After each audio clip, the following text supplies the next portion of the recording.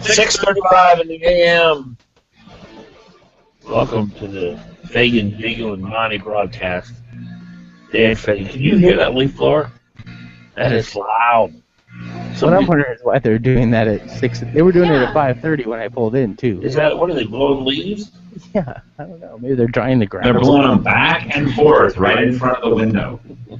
From one side of the window to the other side. The leaves, they're changing, aren't they? Well, it's the second day of fall, isn't it? Is it really? Yeah. Yesterday was the first day of fall. Today's the second day. Wow. I thought that was in October. 21st. I guess that's right. I'm just in denial. Well, football's on the air. It must be fall. Yeah, that's right. Don't remind me. You know, some things in life you just need to accept. Like if you live in Alaska, you wear a coat. It's the fall. It's football. Deal with it. I guess. Give in. What do you think the future of football is, by the way? Bright. Okay, I heard the numbers were down pretty dramatically this year. They saturate. You know, there's a game on, and the NFL. There's a game on tons of games on Sunday, 3 games Sunday, and then there's Monday night, and now there's Thursday night. Mm-hmm. So it's just everywhere.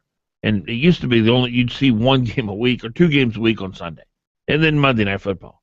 But it's on so much, it still beats everything in ratings. It is down, yes, but you know, Sunday Night Football will be NBC's most highly rated night. Monday Night Football will be ESPN's highly rated night. Thursday Night Football will be CBS's highest rated. So they're still killing everybody. But yeah, it's down. And college football is huge too. And then of course they have college football now on Tuesday night, Thursday night, all day Saturday. All day Saturday, starting in Alaska. You can start watching college football at 9 a.m. and then it'll go to 10 o'clock at night our time. I guess there's some game coming up because my husband told me last night not to expect anything from him. Is it college or pro? Oh, probably Patriots or someone like that. I don't know. I think that's his team. Doesn't sound like a supportive wife, does it? I try to be. A nurturing. I said okay. It doesn't sound like a nurturing. I think that's tolerating, yeah. Accepted the information okay, honey, as it was given. Mm-hmm. What does he mean by don't expect anything? He said, I think it was don't bug me. Whoa. I dream of having a wife that I can say that to one day. Yeah. See? Get out of my face. I'm watching football. Cook some brownies.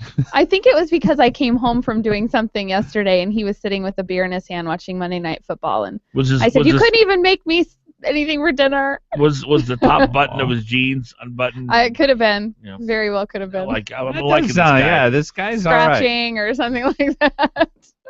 569-1080, 569-1080. Jim, you're on. Yeah, it's about the reporter. I saw it after the fact, the next morning. But my first thought was, how old is she? I know she was new here on the TV. I thought, well, maybe she's a plant.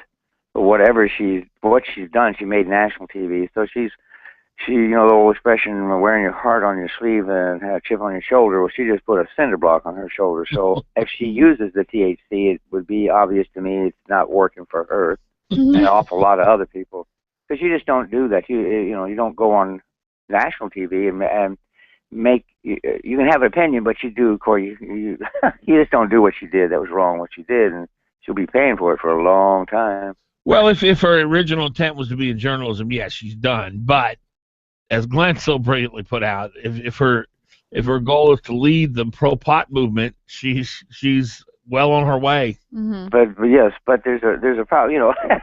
Just exactly how far will that go? Because it's what are you going to move to Mexico City or somewhere? Well, I don't know, Jim. Pot seems to be. Well, think about THC. You have those receptors.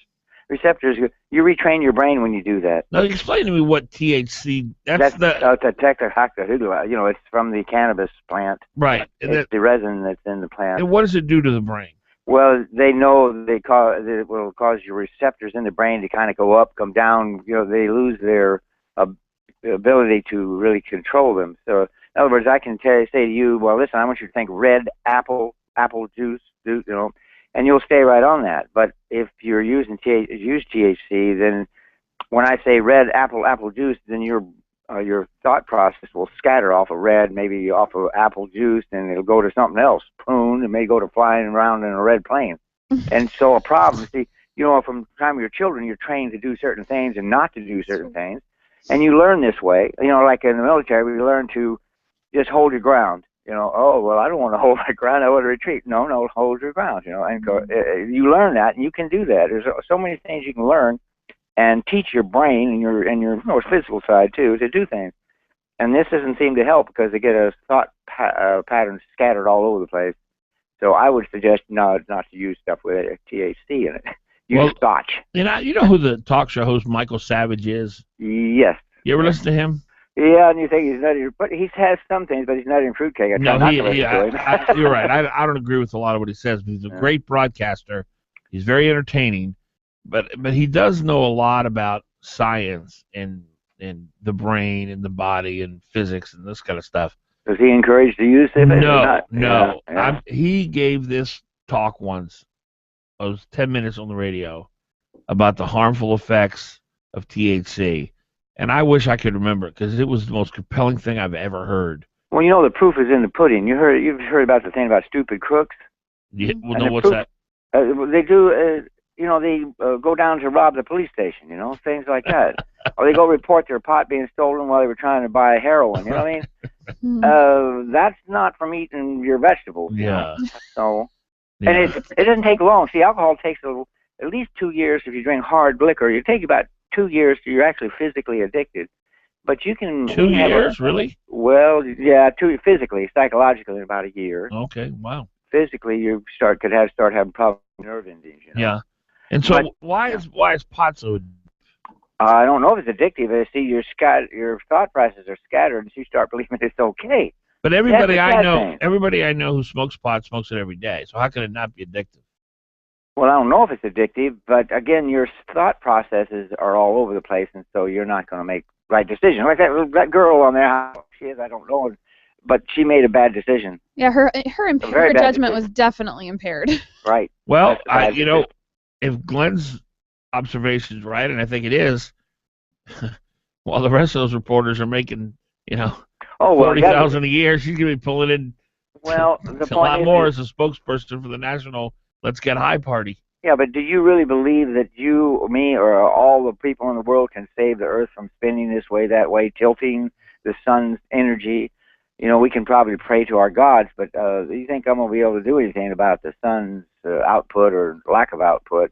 So what does that have to do with anything? It has to do with it. The fact is their brain's not operating properly because you can't. The SUV's not causing a worldwide problem. It may cause a problem in China if everybody drives in one, and cause a problem in California. But the thing is, there's some things you can do and some things you can't do. Like that king who said the thing about holding back the tide. He stood there and the tide came in anyhow. Yeah. There's so many things that.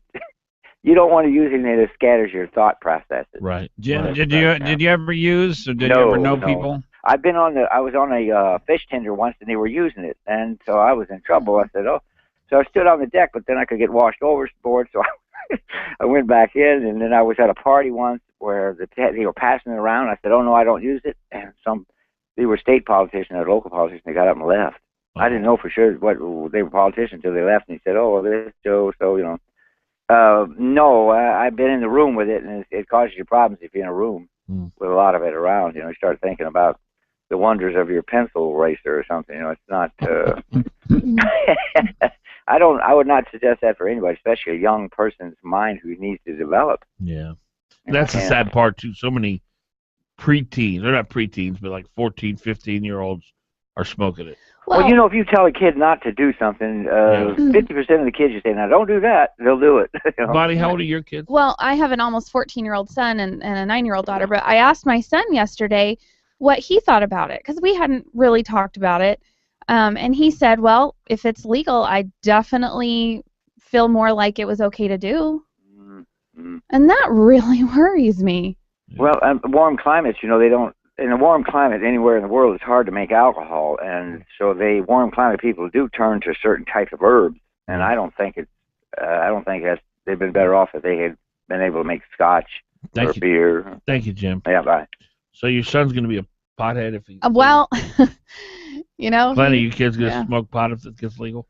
I have always had the same approach to mind-altering drugs, and that includes alcohol, and that is, why are you not satisfied? Mm-hmm. What are you Exactly. looking for What out of drives life? We had what that drives talk you too. Now, for Yeah. alcohol, a lot of girls just want to have sex, and so they want to take the responsibility off. 6:45.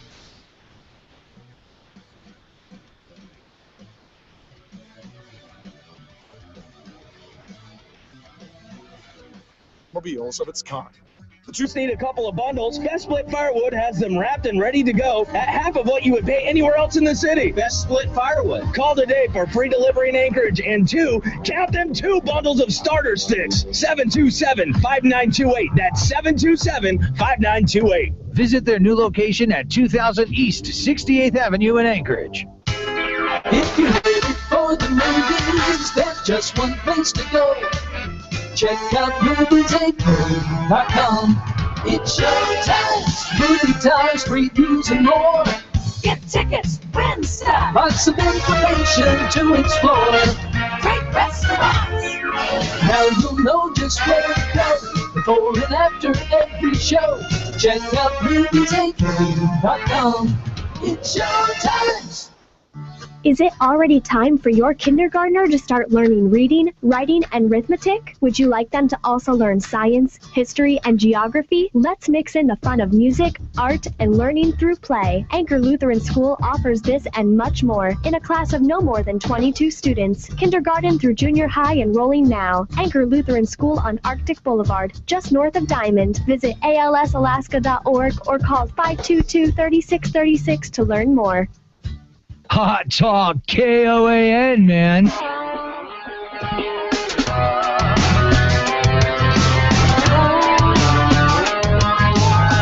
.6:47 in the morning. Dan Fagan, Glen Biegel, and Bonnie Cameron, who's raising a pothead. I'm kidding. No. When you said that really scared me, because I think that's so true with young people today. Mm-hmm. Everybody's smoking pot. They don't quite understand it. Let me just. I'm sure Bonnie's kids are wonderful. They're not going to be pot smokers. But you ask your son if he'd be more likely to smoke it if it were legal. Right. And if you would ask me that at that age, I would have said the same thing. That's the only reason I didn't smoke pot. It's the only reason I didn't smoke pot. Because my buddies, we'd go down in front of the 7-Eleven and get our $3 together, and we'd have some adult buy us a 6-pack, and we'd go behind the 7-Eleven and drink it behind the alley, and it was illegal, but it wasn't drugs. And the idea of me getting arrested for drugs, that was like, it's just nothing worse that I could have. I just can't imagine doing anything worse that would more concern my parents than being arrested for using drugs. Because I think my parents thought, drugs, my son's a drug addict, it's like the worst thing you could have. Mm-hmm. Well, and you had fear of your father, too, it sounds like. Yeah. Well, so that was good, but a lot of people don't have that. So. Well, a lot of people don't have fathers at all. Yeah. I will give you what I think is the foundation of this, by the way. We were a Judeo-Christian country, and some people think we still are. I wonder about it as we wander through time here. I think we are. We're still majority. But this is what, to me, that means. Our laws told you what was good and what was bad, what was right and what was wrong. And that this is one of those things. What your son is saying, laws tell us what's good. I want to be good, mm-hmm.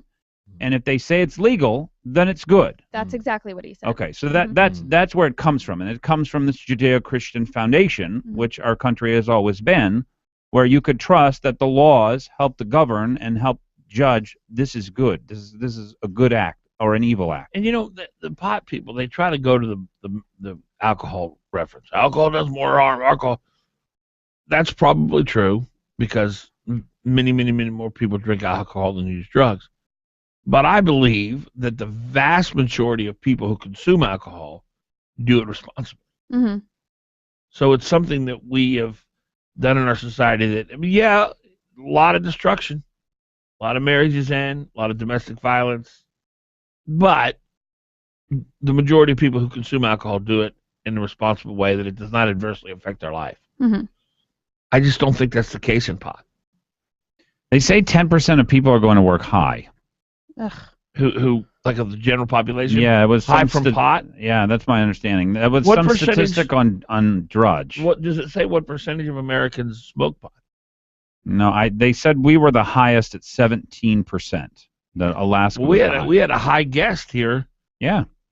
Admittedly. Last week, the guy. Well, who was he with? Some Alaska marijuana group. Alaska Cannabis Institute. Yeah. I still have it flagged. Still up on my. And he said he had smoked pot that morning. He smokes it every day. Yeah. Mm-hmm. I think if we're smart in this judgment of whether or not to legalize, actually commercialize pot, it's more than legalizing it, that I think we may wait for a little while longer. I don't know that people want to wait any longer, but I really would like to know what happens with kids' use. I mean, I think that your son's point is a very, very good one. Mm-hmm. If children's use, which everybody admits that will still be illegal, and somebody was trying to make the point on Eddie's show that well, if we commercialize it and make it totally legal, that'll make it harder for kids to get. What? Well, and how do you figure? I mean, then somebody could go down to the corner store, buy an ounce of it, sell a half an ounce, or give it to a child, and they have just gotten almost a completely legal transaction. And he had also made the comment that, well, we should legalize it because if your kid's in a place where other kids are doing it and they're not doing it, then that'll be forever on their record if they get caught. And that kind of logic is just so foreign to me. So we should just legalize everything that's bad because they might get caught and it'll be on their record. If you get caught. I don't understand that. Well, in Colorado, they're beginning to have a re-emerging black market. And one of the reasons is there's this really heavy tax on the legal pot. $50 an ounce, right? Yeah, I don't know what it is, but it was very heavy. And the black market pot is cheaper because there is no tax. Oh.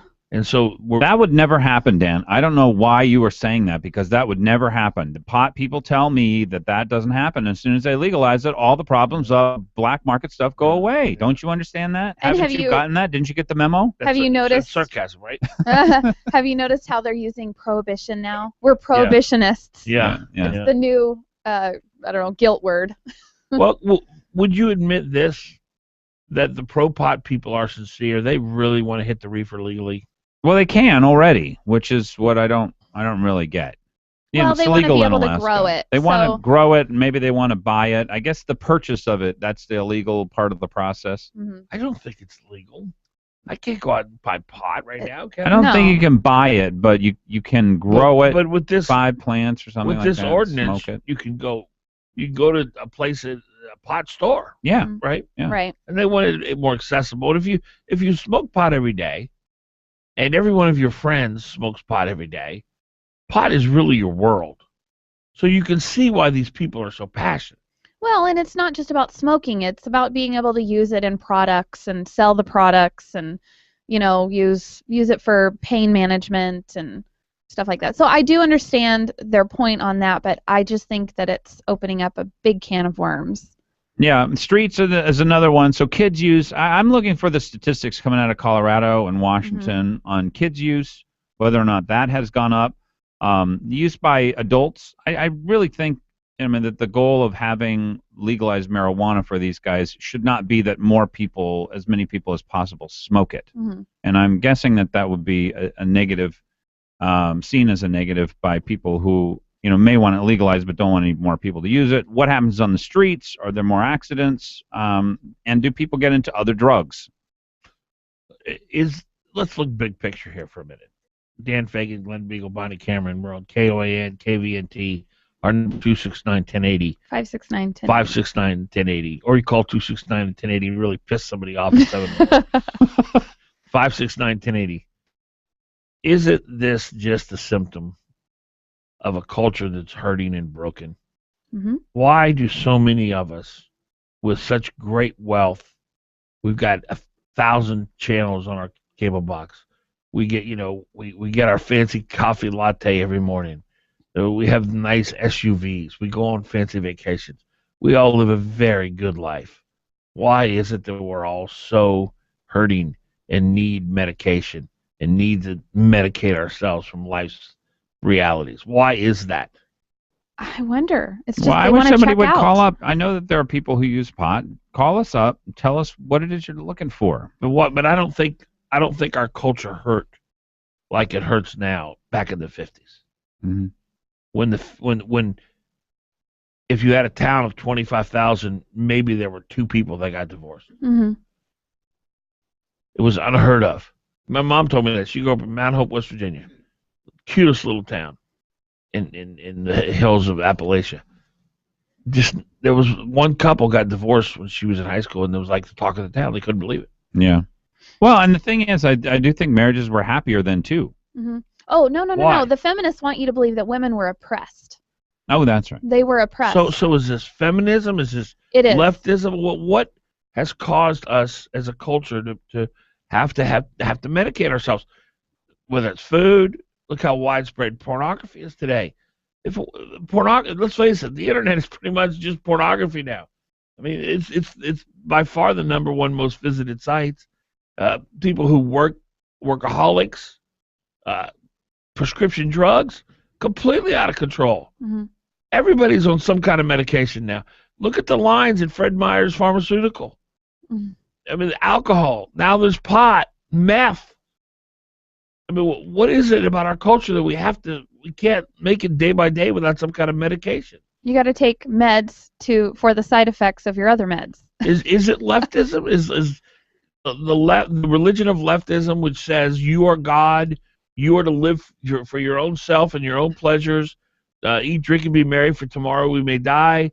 Is it that religion that so many have embraced in our culture that causes this pain, or what's going on? I don't think so. It could be, but my guess is when we start doing something, we'll just keep doing it. It's just human nature, and that if we do something and we like it, then we do more of it, and that as we do more of it, we need more of it in order to get the same high. It's human nature. That's why I counsel my kids. You get started down these paths. They always lead to the same place, which is more. But what you're talking whatever about, you needed more of. What you're talking about is adopting bad habits, Mm-hmm. which bring bad consequences. Don't those consequences sometimes cause people to turn away from those bad habits because the consequences become too severe? Well, I think if you're looking for the root cause of all of this, I think you should look toward people trying to avoid the consequences of life and the difficult circumstances and situations, and using our wisdom and using good judgment to get out of them. That most of the time people say, well, I'm having a difficulty in my marriage, so what's the solution? Well, I think I'll just get divorced. There were always better solutions to things than that, but it's really hard. It's hard to look at everybody's circumstances and say this is what happened for you, and it shouldn't have happened. Dan Fagan, Glen Biegel, Bonnie Cameron, 658. Dan Fagan, Glen Biegel, Bonnie Cameron, 658. You gotta play to win. Don't miss your chance. Alaska Lottery presents Monthly Lotto with a new drawing every month. Tickets are just $2 each, or 10 for $10. The winner receives half of everything collected. Drawings will be held on the 30th of every month. Call the Alaska Lottery hotline at 56-LOTTO. That's 565-6886 for information and prize updates. Charitable gaming in Alaska raises millions of dollars every year for nonprofit organizations statewide. Get your tickets today at the new Tudor Bingo Center at 1436 East Tudor Road, Tudor Charity Tabs at 343 West Pinson, or the Alaska Lottery Kiosk on the first floor of the 5th Avenue Mall. You don't have to be present to win, but you gotta play to win. Brought to you by Greater Anchorage Inc., Ferrande, and Alaska Lottery. Hot Talk KOAN. Not just talk. Hot Talk KOAN Anchorage. 95.1 FM, 1080 AM. Fox News Radio. I'm Dave Anthony. The U.S. goes on the attack in Syria, and President Obama says it reiterates. We will not tolerate safe havens for terrorists. who threaten our people. Fox News Radio's Jared Halpern live at the White House. Making good on a strategy that takes on ISIS wherever they are. The U.S. and Arab allies launched several airstrikes at targets inside Syria. The overall effort will take time. There will be challenges ahead, but we're going to do what's necessary to take the fight to this terrorist group. President Obama moments before leaving for the United Nations General Assembly, where he'll continue to press allies. Simultaneous to the ISIS strikes, U.S. missiles hit another group in Syria known as the Khorasan, an al-Qaeda offshoot. A Pentagon spokesman says was in the final stages of a plot targeting Europe or the U.S. homeland. Dave. Jared, warplanes sent by Jordan, Saudi Arabia, Bahrain, and the United Arab Emirates also dropped bombs. Jets from Qatar provided support. Osama bin Laden's son-in-law just sentenced in New York to life in prison. Suleiman Abu Ghaith punished for his role with al-Qaeda, calling for Americans to be killed. He was accused of answering bin Laden's request in the hours after the September 11, 2001 attacks to talk about videos used to recruit new followers who are willing to go on suicide missions like the hijackers, saying, quote, the storm of airplanes will not stop. Fox News Radio's Tanya J. Powers. How much worse could Ebola get in Africa? A lot. The Centers for Disease Control projects anywhere from 500,000 to 1.4 million people could be infected by January. So far, just 5,800 cases have been confirmed with 2,800 deaths, though the CDC believes that's vastly underreported. The outbreak may not get that bad. The projections came before the U.S. plan to send troops and supplies to help healthcare workers stop Ebola in the afflicted African countries. Firefighters have doubled the containment around that 140-square-mile wildfire burning east of Sacramento, California, to 35%, though hotter, windier weather will not help today. About 10 homes have burned down. Fox News Radio, fair and balanced. Do you live with stress? If you have nervousness or common everyday anxiety, we're looking for you. Because right now we're sending risk-free supplies of a fast-acting supplement to listeners of this station. You heard right. Every listener who calls right now will learn how to get a risk-free bottle of Stress Block, a naturally derived formula that promotes feelings of calmness, alertness, and focus in just moments. Supplies for this risk-free offer are limited, so don't wait. Just call 1-800-519-7514. Stress Block is a fast-acting, non-prescription formula to support relaxation without causing drowsiness. Your nervousness is guaranteed to begin fading like magic in just minutes. This special risk-free offer is for listeners of this station, but it won't last. Call us now for this exclusive Stress Block risk-free offer. Just call 1-800-519-7514. That's 1-800-519-7514. Call 1-800-519-7514. This is Herb Ekman with Alaska Sausage. I have some news for you hunters. Our specials this year include our famous bratwurst, pastrami, Polish hot dog. Our specials are always very popular, and I believe you're really going to love these. We have been processing game meat for Alaskan hunters for over 45 years. We know superior products start with superior meat, and that's why we only accept clean game meat that's been well cared for before it gets to us. Our traditional old-world recipes turn your carefully prepared meat into superior products. You will be happy to serve your family and friends. Alaska Sausage, 2914 Arctic Boulevard. And for our Valley customers, there's no need to bring your game all the way to Anchorage. Now you can simply drop your clean, boneless meat at Smoked Alaska Seafoods in Wasilla, where Alaska Sausage will pick it up, complete your order, and bring it back to you. Just tell them Herb sent you. I'm Bill Walker, independent candidate for governor.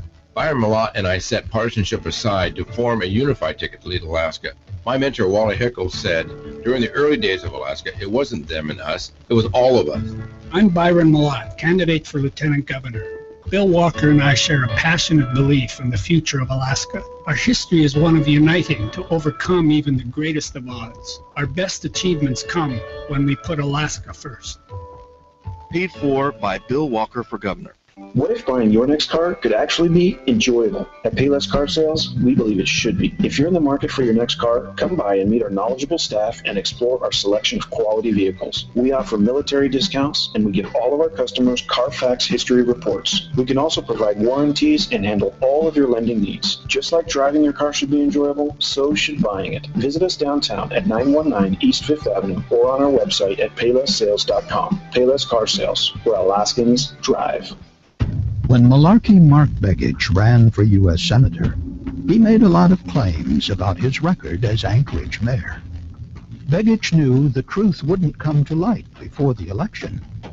But now, history is caught up with Malarkey Mark. Under Begich, Anchorage taxes went up 27%. Under Begich, the city budget ballooned, a $142 million increase in spending. Under Begich, the city was saddled with unprecedented 5-year union contracts. Under Begich, a deficit of over $20 million was left for the next mayor to deal with. Begich left Anchorage in serious trouble. Alaska's Energy, America's Values paid for and is responsible for the content of this advertising. It's time to replace Malarkey Mark with U.S. Senator Dan Sullivan. Not authorized by any candidate or candidates committee. EnergyandValues.com. You're on with Fagan and Biegel on Hot Talk.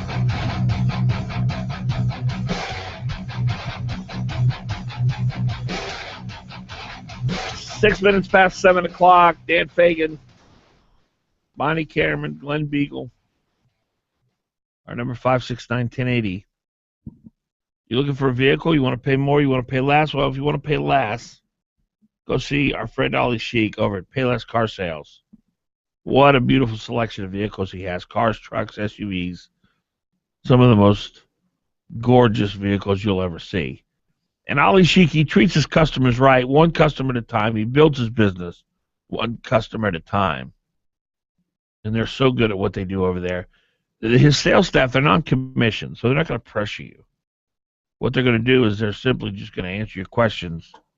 They're very knowledgeable about their fleet. And you will walk away feeling like you were treated professionally. And you're going to drive away in a car that you're just going to love to show off to your friends and neighbors. Payless Car Sales, 919 East 5th Avenue. Ollie Sheik is the owner. Give him a visit. Payless Car Sales over there on 5th Avenue. Again, our number 569-1080, 569-1080. Happy to welcome to the broadcast Senator Mike Dunleavy. Senator, how are you? I'm doing well, Dan. How are you? Well, we're good. Glad you could join us this morning. You up this time normally, or is this early morning for you? Oh, yeah, Glenn. Dan, I'm up this early. I've run 20 miles. I've already done a half a day's work. No, I'm kidding. Wow, I was going to say. No, we usually get up early, especially during campaign season. So this is it. We're up. How's campaign going?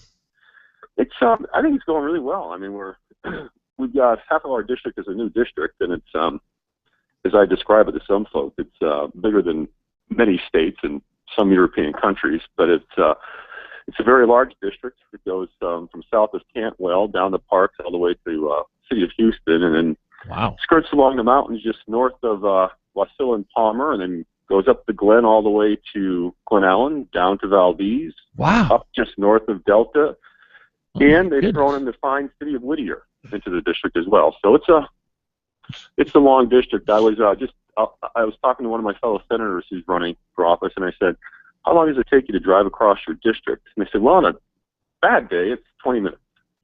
No.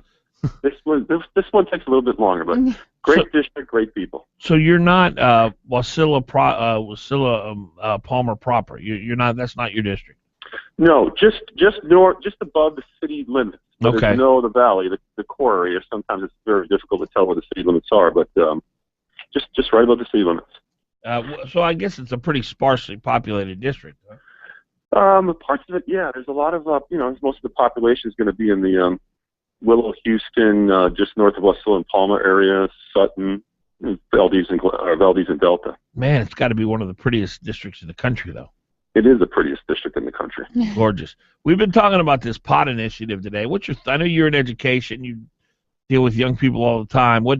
What's your thought on this pot initiative?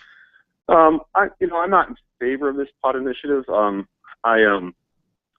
To be frank, I think I'd like to see more time go by with what's happening in Colorado and Washington, and actually see some data on how this has worked or not worked for those states. And when you read the initiative in our that's going to be on the ballot in our election, it's pretty long, it's pretty complex, and I just don't think Alaska needs to rush into it. I think we just need to take some time and see how this thing works in other states and how it won't work. I know there's a belief that it could reduce costs by reducing, those arrested for marijuana use, and for the police that have to, and the corrections system that has to deal with this. But I think when you set up a whole brand new industry based upon a substance like marijuana, I think there's just too many unanswered questions at this point. Senator Dunleavy, it's Glenn. It's nice to have you on the program. Morning, Glenn. Morning. So we have Keithley entering himself in and his money into the various races here in Anchorage. And my question is admittedly a hard one, but I would really like an answer. For those of us who do want smaller government, what is the responsibility of Republicans, and how are they going to get there, and how quickly? You're referring to reducing the size of the budget, of course, and I think it's something that is weighing on all of our minds, and it's something that needs to occur. I think the issue is, and I think Brad is correct, and I think he thinks like the rest of us that it needs to be reduced. The question is, what's the timeline to get there, and how to go about it? Last year, a bit of a curveball was thrown, in my opinion, to the legislature, right? We had a $3 billion liability issue with the retirement systems that had to be dealt with. That hopefully is not going to happen again. Hopefully those systems will be solvent, and the returns will be there to pay for the systems. We had a couple unfinished buildings that were carried over from the 2010-2011 session, that those engineering buildings for the University of Alaska that had a pretty hefty price tag on. So we tried to deal with some of that, and then things like positive train control, and the $250 million power plant issue for the University of Alaska. The reason I bring those up is the hope is that those are one-time items, and that we can seriously get down to reducing the budget. Well, aren't we going to have to work on, you're talking about capital items mostly there, but what about the operating budget? And we're talking about Medicare, education, the university system. I mean, these are the main drivers, health and human services, I guess. Those are the main drivers for what our state spends money on. Can the state spend less money on those, or is it going to have to go after an income tax? No, I think the state's going to have to spend less money on those. We have a population of 720,000 people. The reality is our population is smaller than many cities and a lot of counties down south, and they're able to do all right with a lot less. And I mean, I even take into account the fact that our distances are greater from the rest of the United States, and our costs are going to be higher because of infrastructure and maybe even climate as well. But I mean, the reality is we can't sustain a budget at this level. The math isn't there. Senator, I was talking to a gal yesterday who her job is to work as the front desk clerk at a hotel, and this hotel has gotten into the habit of taking in Medicaid patients, people who have had health problems, they may have had surgery, they may have gone to the hospital, and they put them up at the hotel, people from rural Alaska. And she said the vast majority of the people who come and stay at the hotel will stay there about 3 weeks. It's all on the state's dime, and literally all they'll do is sit there and drink all day. Well, I would like to believe that that's the exception to the rule, but nonetheless, these are some of the issues, as was mentioned, Medicaid and the big drivers, the big cost items in the operating budget. They seriously need to be looked at. And let me add in. Oh, we got a caveat here, and I want to amend that too, and get your reaction. We're talking to Senator Mike Dunleavy, representing out in Mat-Su Valley area. 7:14 is the time. Stay with us. Area. 7:14 is the time. Stay with us.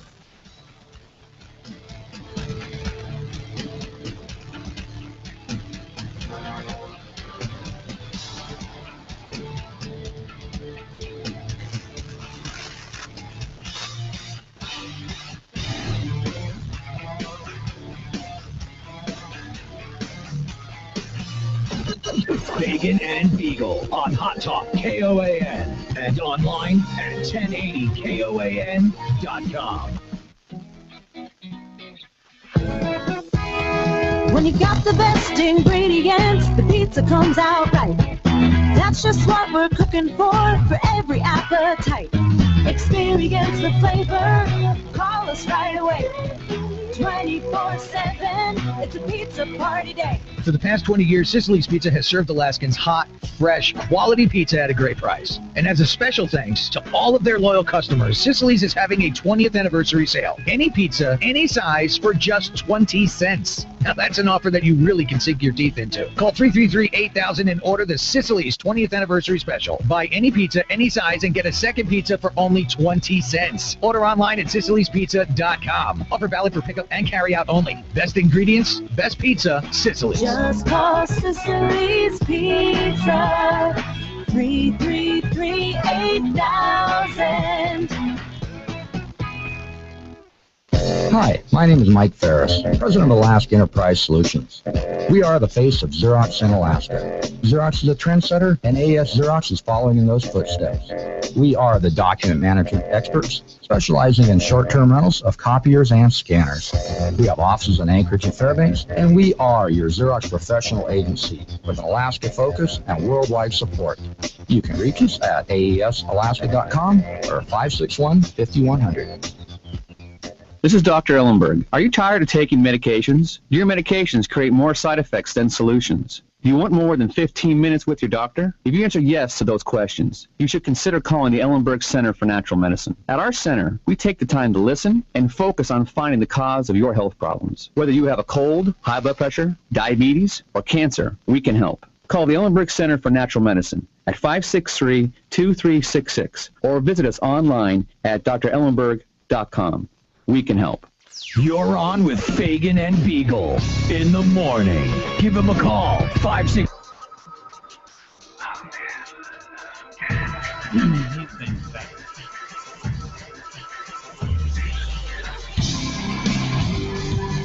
All right, welcome back. 7:17 in the morning. Dan Fagan, Glen Biegel, Bonnie Cameron. Senator Mike Dunleavy is our guest. Senator Dunleavy, I'm a little confused. We had Brad Keithley on here yesterday, and I don't really understand what his problem is, to be blunt.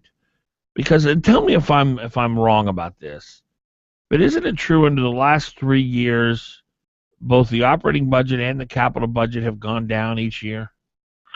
That's our position, yes. And I mean, but is that true? Well, for example, in FY 2012, the capital budget was approximately $1.6 billion. In 2013, it was $2.4 billion. Oh, okay. And then now for 2014, 1.028, and then for FY15, 850. 850,000. 850 million. Okay, yeah. But the capital budget is, as was just mentioned before the break, the capital budget is probably the easier of the two to deal with, right? I mean, you just put a cap on yourself, and this is right. We're not going to spend this money, and that's going to. But here's my question. Here's what I don't understand, and I understand liberals like Keithley, they don't like capital budgets because it's infrastructure. They like operating budgets because it's more union employees. But if we're reducing both budgets, he said we had a record deficit spending this year. How's that possible? Again, it's I guess it depends on how you look at the numbers. Numbers. Well, how could you look at the numbers did we have record deficit spending this year? I think if you take out, from my perspective, if you take out certain items, we've actually reduced the budget decently. But the math, I guess I'll make the point that I think Brad Keithley's trying to make, and others. The point is, if you chart out how much we're going to have left in our reserves before we exhaust them, at the current rate of spend and at the current rate we're bringing in revenue, you're looking at 2024. Most accounts by most folks that we'll have depleted our reserves. That's not too far in the future, and we don't know what's going to happen. How long have you been in Alaska, Senator? Since '83. Yeah, so how many years have we been told we're 2 to 3, 4, 5 years of falling off the cliff? Now it's 10 years out. I wonder if we're going to get to the place, in only 25 years we're going to be over the cliff. I mean, it's just that would be great if it was 25 years. I know, we have a lot longer to plan. But my point is, even 10 years is, back when I was covering the legislature in the 90s, they were saying we had 2 to 3 years till we fall off the cliff, and there's always that doom and gloom prediction hanging over us, but it never seems to come true. Well, I think, to answer the question, Dan, I've been here since '83. I came up when oil was about $32 a barrel. We had about 330,000 people. The future looked incredibly bright, and then, of course, we had the oil price shocks of the '80s. And, what saved us, in my opinion, from that gloom and doom scenario was we had production at 2.2 million barrels per day in '89. Volume. Yeah, and it's declined since. But if the prices had rebounded just a few bucks, and with the size of the population back then, you were saved. So right now we've got a situation where, thankfully, on August 30th, they reported that oil and gas production are up significantly in Cook Inlet, which we didn't think that would happen, and that's through technology and independence working there. But I think it's prudent to hope for the best and plan for the worst. If we can do that, then we're going to have money in our reserves. And if we need to put them into projects, or if there's something that comes along, again, God, I hope not like the $3 billion unfunded, $3 billion infusion into the retirement systems. Right. We can breathe a little easier, but what percentage of the money that we spend in the state capital and operating, just approximately, goes to Medicaid? I've got my staff going through that now. Just approximately. Oh boy, between education, I'll do it this way: between education, bond debt reimbursement, and Medicaid, you're looking at the significant amount of the budget, the vast majority of the budget. 70%.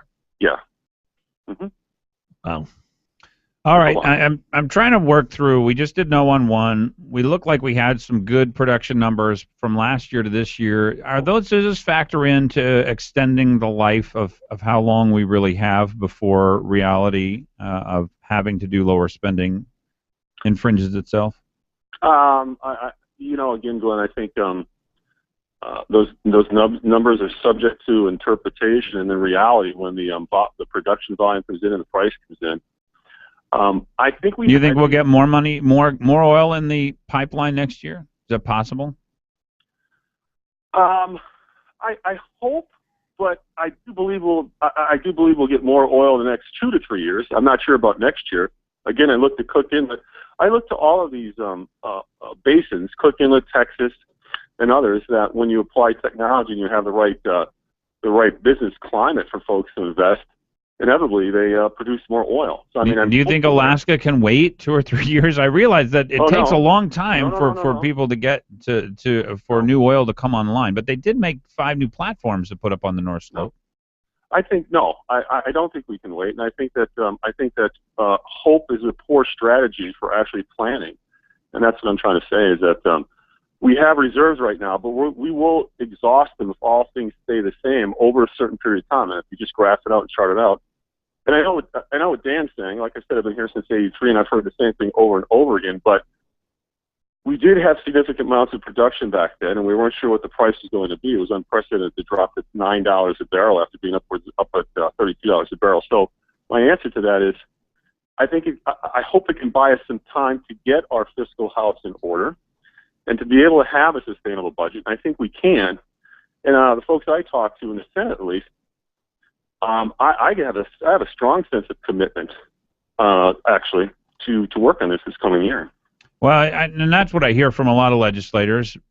This is going to be the critical year for you guys to figure out what to do about the real drivers for the budget, and that means probably the way we do business is going to have to change. I had a question for you about oil and oil and gas development, and I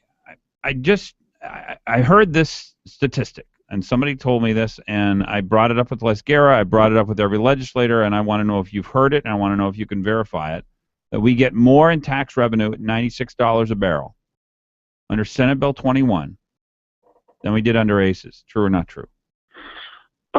Percentage-wise, my understanding is that's true. In other words, that on the downside, the new tax structure favors the state. But, again, Why would the oil companies have fought so hard for it if it was a higher tax rate? High end. They can make so much more. Let's hear what Mr. Dunleavy says. Oh, I'm sorry. Can you ask that again? So the question is, because this really surprises people. People just don't understand it. They thought, well, the oil companies, and Les Garrett came in here and he gave bad information again, that the oil companies argued for the lower tax rate. They're not getting a lower tax rate. It's a higher tax rate at $96 a barrel. The break-even rate's around 105 is what I was told. You verify that. You say, yeah, we are getting more in tax revenue under this system than we were getting under Senate bill, and then we got under ACES. But why would they have fought so hard for it? What do they really want? Well, I think the corporations are corporations. I mean, they want to make a profit, and they were getting squeezed, I think, from their perspective, at the higher rate of progressivity. With each increasing dollar, their profits were less and less.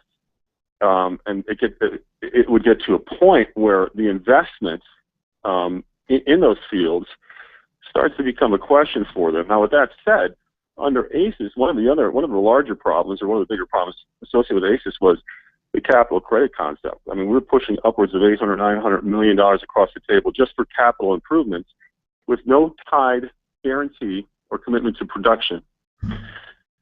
That helped them build airports, and that helped them pick up equipment and so forth. But there was no direct motivation to actually produce more under that tax structure, that tax credit concept. So they wanted the change in the tax structure so they could get the 40% rate for future oil production in the state of Alaska out of new fields. Right. Yeah. Well, that was my theory too. That's why they put up the $10 billion. Right. Well, don't you think a lot of people don't know that we're getting more in tax money now than we would have under ACES? That should shock them. I think as dust settles after the no on one in the August election, and people start to really dive into the mechanics more than they did before, and we look at the price and we look at what's really happening, I think come to realize what some of the potential positive things are with the new tax that we've put in, and what some of the real issues were with ACES. Yeah, they're learning about the production credits. Will Walker be able to cut the budget if he becomes governor? That's what he's claiming he wants to do. I think the governor is going to have to lead on that. Whichever on that governor is elected. Excuse me. Yes. Oh, yeah. Absolutely. The budget issue it's an issue for anybody and everybody. Is the AFL-CIO, are they generally, when they come into your office, they wanting budget cutting, or are they wanting budget increases? I haven't had those conversations. You don't get to talk with the AFL-CIO all that time? I've been told that mostly they're looking for budget increases and special favors. Well, like I said, I haven't talked to those folks a lot in my office. Well, do you find it surprising that the AFL-CIO was so tied to the generation of this new ticket? Yes and no. I mean, it's an umbrella organization. It's got a number of different, unions and associations underneath it. And I think internally, to be fair, I think they deal with their own politics internally as well. So, since I'm not privy to it and not invited to the closed-door meetings, I really don't know exactly what was talked about. But getting back, regardless of who's in this legislature or who's in the governor's seat, the budget has got to be job one. Senator Dunleavy, we appreciate you taking some time for us this morning. Thank you for having me, and you guys have a great day. Thank you. That's Senator Mike Dunleavy, 569-1080, 569-1080. Dan Fagan, Glen Biegel, Bonnie Cameron, broadcasting on KOAN, KVNT. Time currently 7:30.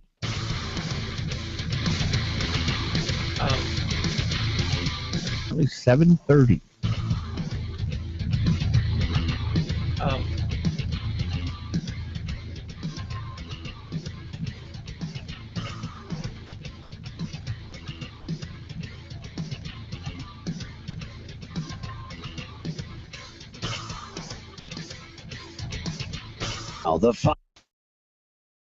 Do you buy Mercedes-Benz of Anchorage? The best or nothing. From the Fox Business Network, investors are in a cautious mood following disappointing economic news out of Europe and U.S. as airstrikes in Syria continue against ISIS. At around 11 a.m. Eastern, the Dow Industrials are down 33 points. Shares of companies that are considering moving their headquarters overseas are trading lower. That's after the White House introduced new rules aimed at cracking down on so-called tax inversions. AstraZeneca, the target of a failed bid by Pfizer, is trading lower, as well as Shire, which agreed to be acquired by American rival AbbVie. And CarMax is reporting an adjusted second quarter profit of 64 cents a share. That's 3 cents below the estimate. Used car sales at stores open at least 1 year rose only 0.2%. And speaking of cars, General Motors is moving Cadillac's headquarters to New York next year as part of a broader reorganization. GM says the luxury brand will be a standalone business unit. With the Fox Business Report, I'm Jolene Kent.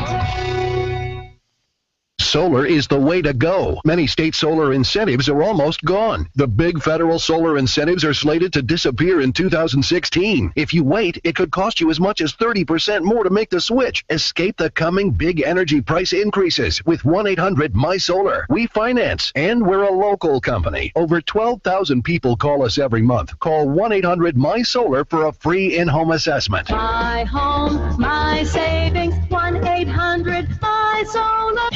With KOAN News, I'm Chuck White. Anchorage has hired a new contractor to assist inebriates. The one-year, nearly $2 million contract will allow NANA Management Services to pick up and shelter intoxicated individuals here until they can sober up.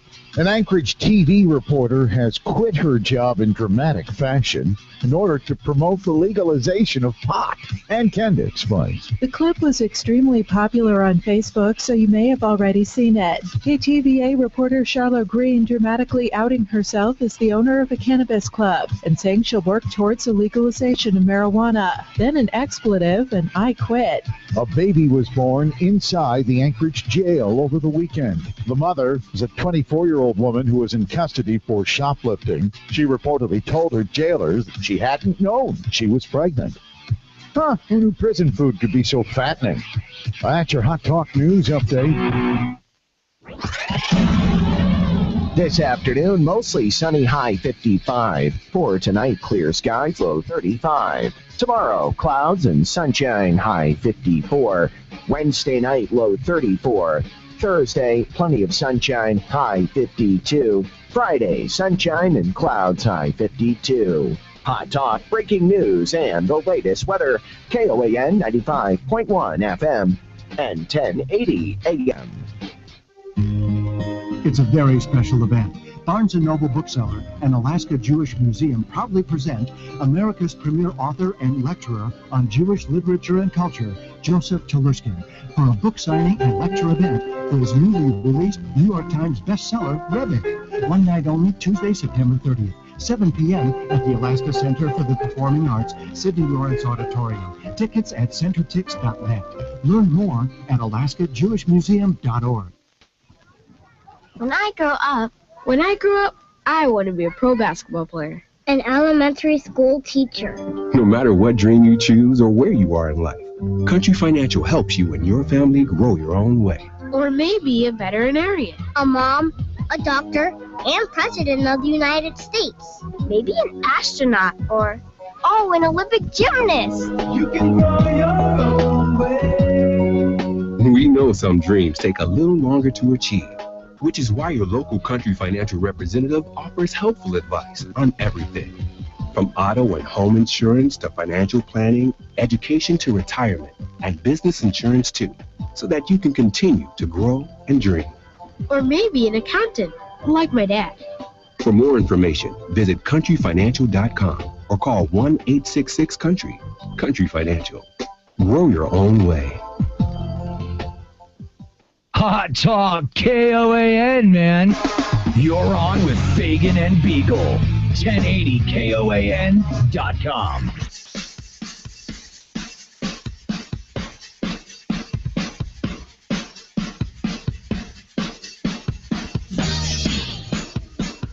All right, 7:34 is the time on a Tuesday morning, the 23rd.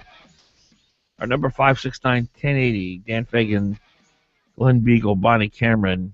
Keith Montauk is not in the studio with us, but he's a mechanic you can trust. I've dealt with Keith on many matters through the years, and he's worked on many a vehicle, and man, he's so trustworthy. He's very good.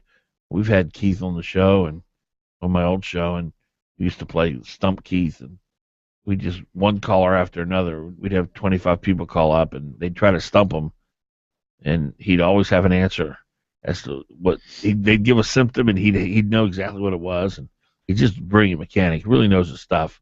Got a great team of ASC certified mechanics working with him. Keith Montauk, Specialty Truck and Auto, right across the street from the Long Branch Saloon off of Abbott. If you live anywhere on the hillside, South Anchorage is a perfect location. Here's his number, 349-1637. 349-1637. We're broadcasting on KOAN, KVNT. We're also, if you want to watch the show, you can actually view the show. Go to danfagan.us, and you'll see a tab there that says streaming live. Click to the watch the live thing, and you can watch it or listen to it, but why not watch it if you can. We also have a KOAN app. You go to your app store, type in 1080 KOAN, and it'll pop up, and you can listen to us on your phone wherever you go, wherever you are in the world. It has the World Wide Web, as they say. Just don't watch and drive. Do not watch and drive. 7:36 is the time. It's a great point that you make, Glenn. It's a point that you wish you could take every Alaskan, especially the 47% who voted yes on one, and say, do you realize that we are now collecting more in taxes at the current price of oil under SB 21 than we were under ACES? Do you realize that production is up? Do you realize that there is a flurry of activity, a ton of new jobs created as a result of SB 21 that we did not see under ACES? Do you realize Bill Walker is a return to ACES? Do you realize? Don't you? I just have to believe that people don't realize those things, because I never heard. I know people were so sure of their position that we needed to do yes on one, we needed to get back to ACES, and I don't know what they thought was going to happen then.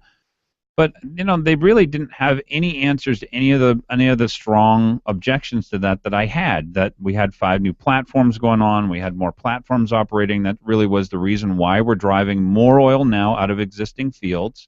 The increase in taxes, a lot of that is because we're going to stop giving $1 billion in tax money giveaway for, quote, exploration. These companies know where the oil is.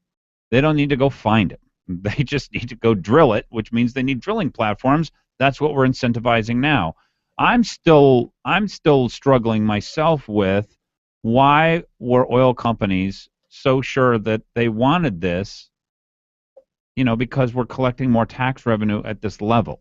That's the part which is a little confusing to me. Well, I told you my conversation with Tim Bradner, who is, I think, probably the most fair, unbiased,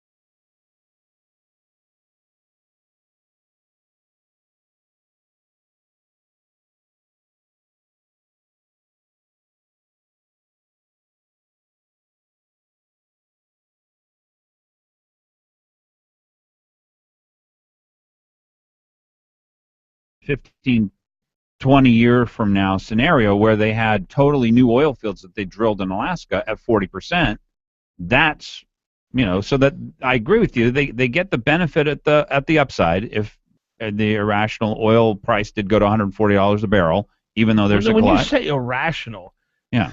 If I would have told you 10 years ago that oil would hover above $100 to $150 consistently, when it was $28 a barrel, you would have said that's irrational. Yeah, above $100, yeah. Yeah, but it was up to $150 at one point. Well, I think it got to 146. Yeah, whatever, close. Yeah. But you would have said to me that's an irrational price of oil. Yes. The one certain in the oil industry is we have no idea what the price of oil is going to do. Yeah. And anybody who claims, when you start assigning the word irrational to the price of oil, there's no such thing. Because you just never know what's going to a nuclear bomb goes off in the Middle East, price of oil go to $500 a barrel. Of course, yeah. So you just never That's totally know. Rational, by the way. Well, that a nuclear bomb would not go, a dirty bomb would go off in the Middle East? No, that it would go to $500 a barrel if they did blow up the Middle East, yeah. Well, that's called a rational response, not an irrational. Is this sarcasm again? No. You're saying that it's rational. Yeah, not what irrational. you gave us a rational scenario for why it could go to $150 a barrel. Maybe that will happen. Maybe that's what they're expecting is widespread, but it's not devastating disaster. It's not what they're expecting. It's the upside. I gave you that point. Okay. I agree with you. Okay. What I think they're expecting is, as the Saudi prince said, somewhere around a $75 to $90 a barrel. In what time frame are you talking about? Just that's what he thought, and who knows? He said this 2 years ago, so maybe he only thought it would be that level for a couple of years. Yeah. Anyway, maybe around $100 a barrel. I don't know. I don't know where like you say, I don't know where the price of oil is going to be. This seems to be where it's settled, right? There's no such thing as settled. Yeah. And the price of oil. It could move. It could move. That's like saying the climate change. Could move up, could move down. It's like when the climate changes, people go freaky. Climate's change. Oil prices change. You talked about the upside, right, at high prices. I think at low prices, for future oil developments in the state of Alaska, they really wanted that 40% rate. And that's why they argued so hard for it. I think people are trying hard to figure out why it is. Why would the oil companies have argued for something which ended up being a higher oil price? They're looking for better returns on future investments, investments they're making now. So you guys think that the ACES people, the supporters of ACES, want it to go above 140? So that we get more in taxes? I honestly don't think. I never heard a rational argument from anybody about this issue. What they said was the oil companies are getting a good return on their investment. And by the way, that's from money that they invested 20 and 30 years ago. They're not getting good returns on their investments now, but we'll just force them, or we don't like them. There was a lot of emotion that came up. I never heard a good argument. All right. 5 years ago was $80 billion in infrastructure investment that the oil company spent. I don't know what it is now, probably much more. But look, if the price of oil would have gone back to $140 a barrel and ACES was still in play, all those billions of dollars in investment would have been for naught because the state gets 100% of the money. That's what I'm saying. Mm-hmm. That's why they didn't put more oil in the pipeline. Because the oil companies would have lost everything if it had gone to 140 barrels a barrel. Because the oil they fought so hard to get to market, they get no money from it. We'll be right back. 744. Oil they fought so hard to get to market, they get no money from it. We'll be right back. 744.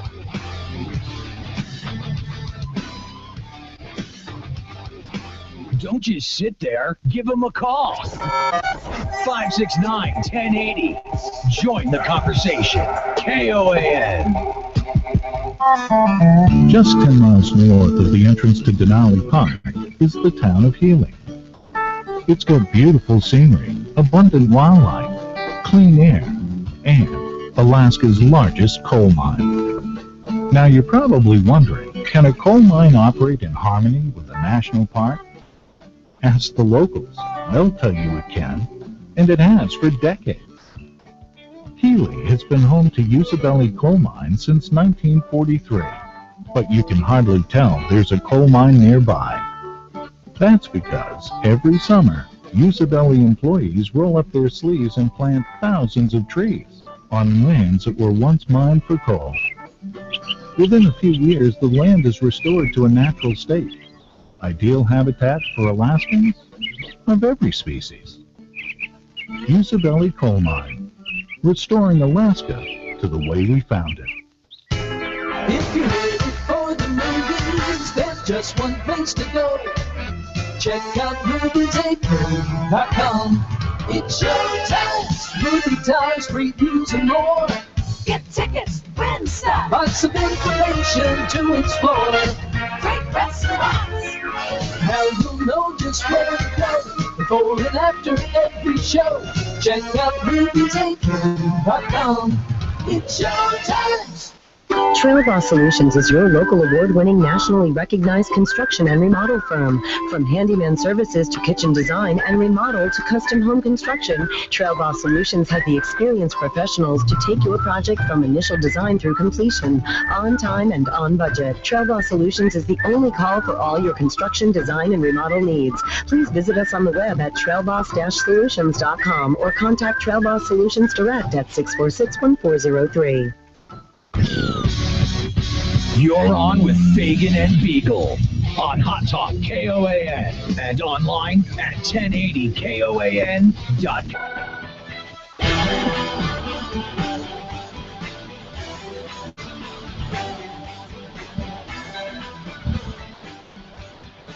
$7:47 in the morning. Look, money will not make you happy. Money will not bring you happiness, but it sure makes life easier, doesn't it? And when you decide that your days of working are over, and you want to retire, it's nice to have enough money to be able to enjoy your retirement. Mike Daniels and his team at Country Financial, that's what they've dedicated their life to, getting you to a place where you can enjoy a worry-free retirement. There are 13 Country Financial locations in Alaska. And Mike Daniels heads up the team. Go see a country representative. They're going to ask you the right questions. They're going to put you on the right path. And by the time you are ready to settle down and enjoy retirement with your significant other, money will not be a problem. Give them a call, 1-866-COUNTRY, 1-866-COUNTRY. Country, of course, is spelled COUNTRY. Less than enthusiastic. That was not the normal. She's good. That was good. Little more mellow than I'd like to hear. All right. I'm growing up. 7:48 is the time. Our number 569-1080, 569-1080. If you'd like to be a part of the broadcast, we're broadcasting on KOAN and KVNT. We're also streaming live on the intranet. Mm-hmm. On danfagan.us. You can either listen to us there or you can actually watch us live. And later. And you can go and watch us later. We archive all the shows there. So plenty of options for you. You can see Glen's very attractive brownish button-down collared shirt. I understand it's very cowboy. Is that right? I'm going for cowboy here. Is that what your wife told you? No, somebody else did. Bonnie's got You're saying it's not then. All right, fine. It's not. Bonnie's got some kind of sweater with black something on. Frills. Frills. No. I don't even know. And I'm wearing some fancy shirt. Orange. How can a woman not know she's pregnant? Is that possible? I've heard it happens. I cannot imagine. My mother's hairdresser did not know she was pregnant. Okay. For how long? Till the kid was 5. No, I don't. No, it was. Who are you? Well into the pregnancy. Around here. Well into the pregnancy. Accused shoplifter gives birth in jail. Says she didn't know she was pregnant. She gave birth behind bars Sunday. I mean, I just don't think that's possible because the kid's going to be kicking around and pushing around and. I just can't imagine. I mean, you've had 9 kids. Well, you've not had. I have. and we've been told by Mila Kunis that men are not allowed to say we're pregnant. Who? Oh. Oh, she was voted the most attractive woman on the planet. You probably wouldn't know her. Me?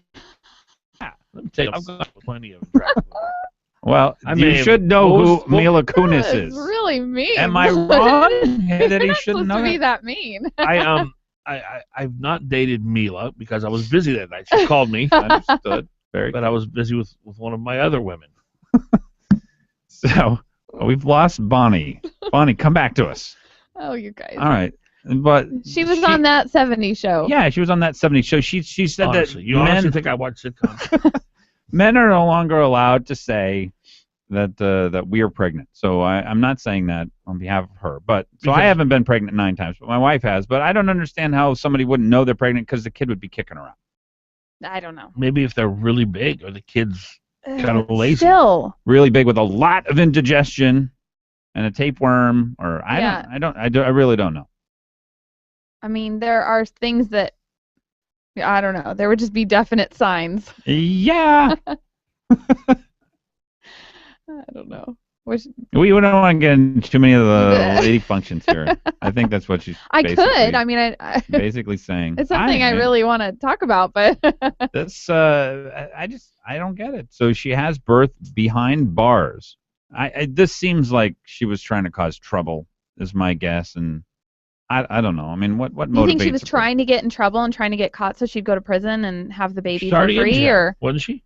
No, she shoplifted and went to jail. She didn't know she was pregnant when she shoplifted, apparently, but then apparently she, you don't give birth behind bars, I wouldn't imagine. I would imagine you think that she wanted it to be paid for or something like that? Is that No, what you're suggesting? I don't know. She has to have some strange motivation, attention seeking or something. I don't know. I don't know how. Wow. That would happen. Well, and how would they not? Sorry. No, go ahead. How would they not see that when she got there? That she was pregnant. My friend who works at this hotel I was talking to yesterday, who was telling me that they'll take Medicaid patients in for the state, and literally they'll stay there a week or two and just do nothing but drink. There was a gal who had gone up to her at the front desk. This was just yesterday. Who had just lost her baby 2 days prior. Oh, wow. And she was telling my friend that she didn't want to go home because her boyfriend, the father of the baby, was going to beat the crap out of her. He told her that if you come home, I will beat the crap out of you because you lost that baby because you were drinking. My friend told her, well, you need to call the police. And she said, well, she has a cousin who's a Marine, and she was going to take him with, and of course she said, don't even go back, don't visit. And then I said, that's so sad, what a terrible life. And then my friend said, to be honest with you, this gal was drunk, heavily drunk, 2 or 3 times. With the baby. Yeah, and she didn't even know she was pregnant, my friend. So here's a woman who probably ended up contributing to the death of this child because she couldn't stop drinking. And now the boyfriend is threatening physical violence. Can you imagine? Can you imagine what kind of a life? And I didn't, I don't know what happened. I was not involved. I was just told this. But can you imagine her life? Mm-mm. Can you imagine being in that situation? Not at all. The guilt, the fear, the shame. There's no good outcomes. You can't possibly, once alcohol entered into that situation, there were no good outcomes. All the things were bad. Every possibility was bad. She has 5 of the kids. Wow. Who are home with the boyfriend. It breaks my heart that there's situations like that out What do there. you do? What do you do there? What do you do in that situation? I don't know. The idea that you would go drink when you have 5 children who depend on you and Or are that you looking, have a child are inside looking you. up to you, and that you have a child inside you. I mean, let's just start with the 5 children who are here, and that you still are drinking, that you're still doing the wrong thing for them, that you can't stop, can't control yourself. Now they would say, well, I'm addicted. I can't stop. But you can stop. Sure. I got so And you need much- to stop. Just stop. I got in so much trouble once on KFKD talking about it. The idea that alcoholism is a disease. I don't buy that. I don't know how you guys feel about it, but I just don't believe that. Because when you say something's a disease, it's something you contract, something that happens to you. You are a victim. John Stossel, who I'm sure you both know, libertarian guy, when he was back on ABC, he did a story on 2020 debunking the alcoholism is a disease myth. And he talked to a number of people who literally quit cold turkey after years and years and years of trying to stop because someone finally told them they could quit if they really, really wanted to. And they didn't honestly know that because they thought they had a disease. And they thought they had to go to AA. They had not. As I'm speaking, there are people who are hearing me right now who are so red in the face, they're angry at me. Mm-hmm. Because I'm debunking something. I'm attempting to debunk something, a belief that is so near and dear to their heart. But again, I just believe it. And please don't get mad at me for saying that. But I do. I just believe that we can stop doing anything we want to. We really can if we want it bad enough. But that's the crux there. Mm-hmm. How bad do you really want it? Yeah. Yeah, because the effort, the level of effort you have to go to is you need new friends. Yes. You need a new support structure. Yes. You may need a new faith. Yes. Right? In yourself. You need a new belief system. In your own goodness. Yes. Yes. You have to have the courage to cast off shame. That's, to me, shame is the most destructive force in our culture. Because it basically says the decisions you made are who you are. That's not necessarily true. I think a lot of bad decisions people make is because they believe something isn't true. And when you act upon something that's not true, bad consequences are going to ensue. Mm-hmm. And so, when people they get so down on themselves, I can never quit. This is the way I've been for so many years. What makes me think that I'll ever stop now? And that mentality, you've got to detach yourself from that. Mm-hmm. Because if you don't believe you can't quit, you will not quit. Mm-hmm. You think they wanted an excuse, so they say it's a disease. It's much more comfortable mm-hmm. to say, I have a disease, I'm an alcoholic, and that's why I drink. It's something I can't control. It's not something But it's not like contracting hepatitis. No. Not being able to get rid of it. I can't Same stop thing. it. Same thing. I mean, you name the addiction. I want to gossip. I need to talk about my friends. In my big battle of life, overeating. I don't have a disease. I'm just weak around food, but it's my decision. And I can stop overeating. I can. Mm-hmm. I just haven't wanted it bad enough. And that's the reality of the situation. But that gives me hope. Because I'm in control. Right. I'm in control. 7:58. Right. I'm in control. 7:58.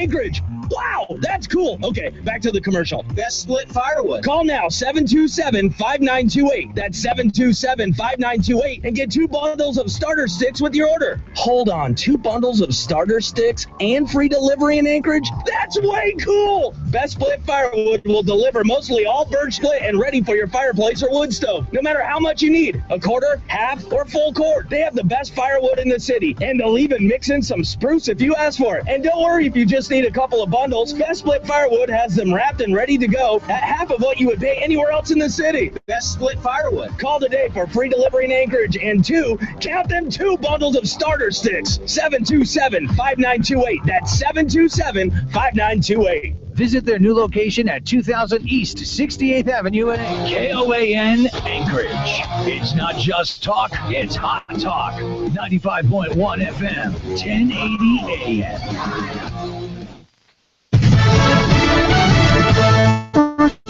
News Radio, I'm Pam Puso. The fight against ISIS isn't America's alone. The people and governments of the Middle East are rejecting ISIL. President Obama reacting to the participation of 5 Arab nations in airstrikes against militants in Syria. Fox News Radio's Jared Halpern live at the White House. Saudi Arabia, Jordan, Bahrain, the United Arab Emirates, and Qatar all flew over Syrian skies as the U.S.-led effort to defeat ISIS expanded to control and communications targets around that country. America's proud to stand shoulder to shoulder with these nations on behalf of our common security. President Obama says the U.S. also struck at the Khorasan Group, an al-Qaeda offshoot now based in Syria. The Pentagon warns was in the final stages of a plot to attack European or U.S. targets. Pam. Thanks, Jared. The Pentagon calling the strikes the beginning of a persistent and sustained campaign. The United States did inform the Syrian regime through our UN ambassador of our intent to take action.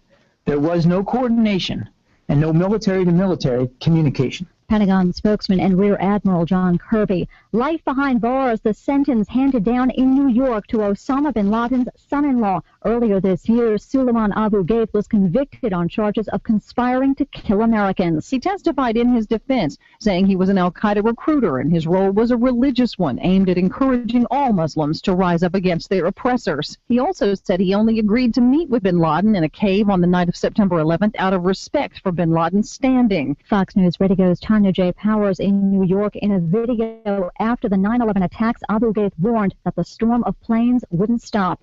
A workplace shooting at a UPS facility in Birmingham, Alabama. 3 people are dead. It appears that it's the shooter who is still wearing his UPS uniform and 2 other employees. Police Chief A.C. Roper, Fox News Radio. Fair and balanced.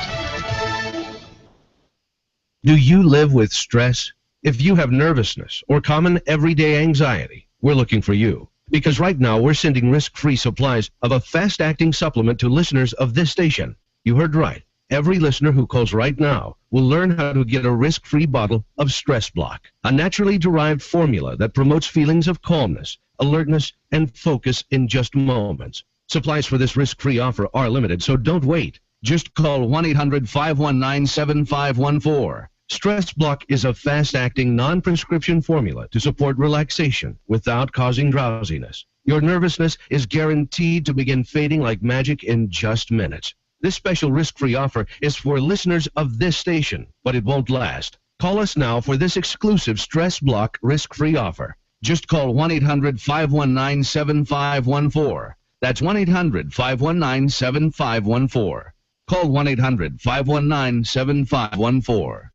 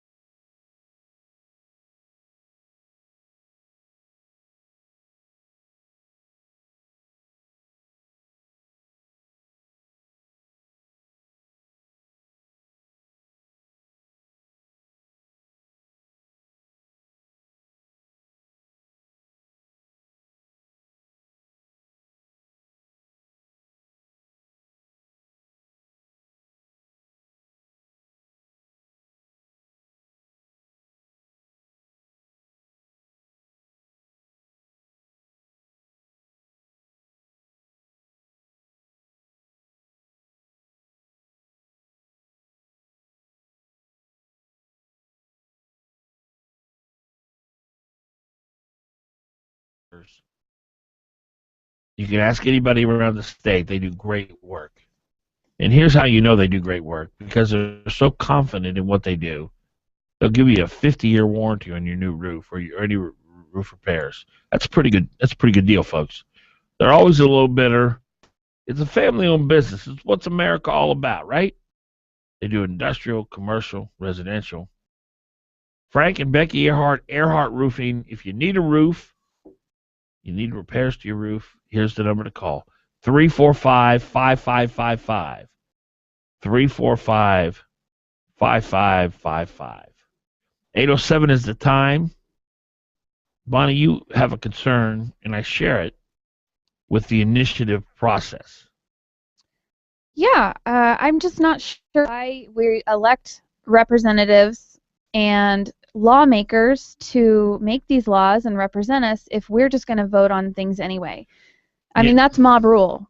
Wasn't it amazing to you both that a guy who is an attorney sitting in that seat yesterday did not know that we were a constitutional republic and he thought we were a democracy?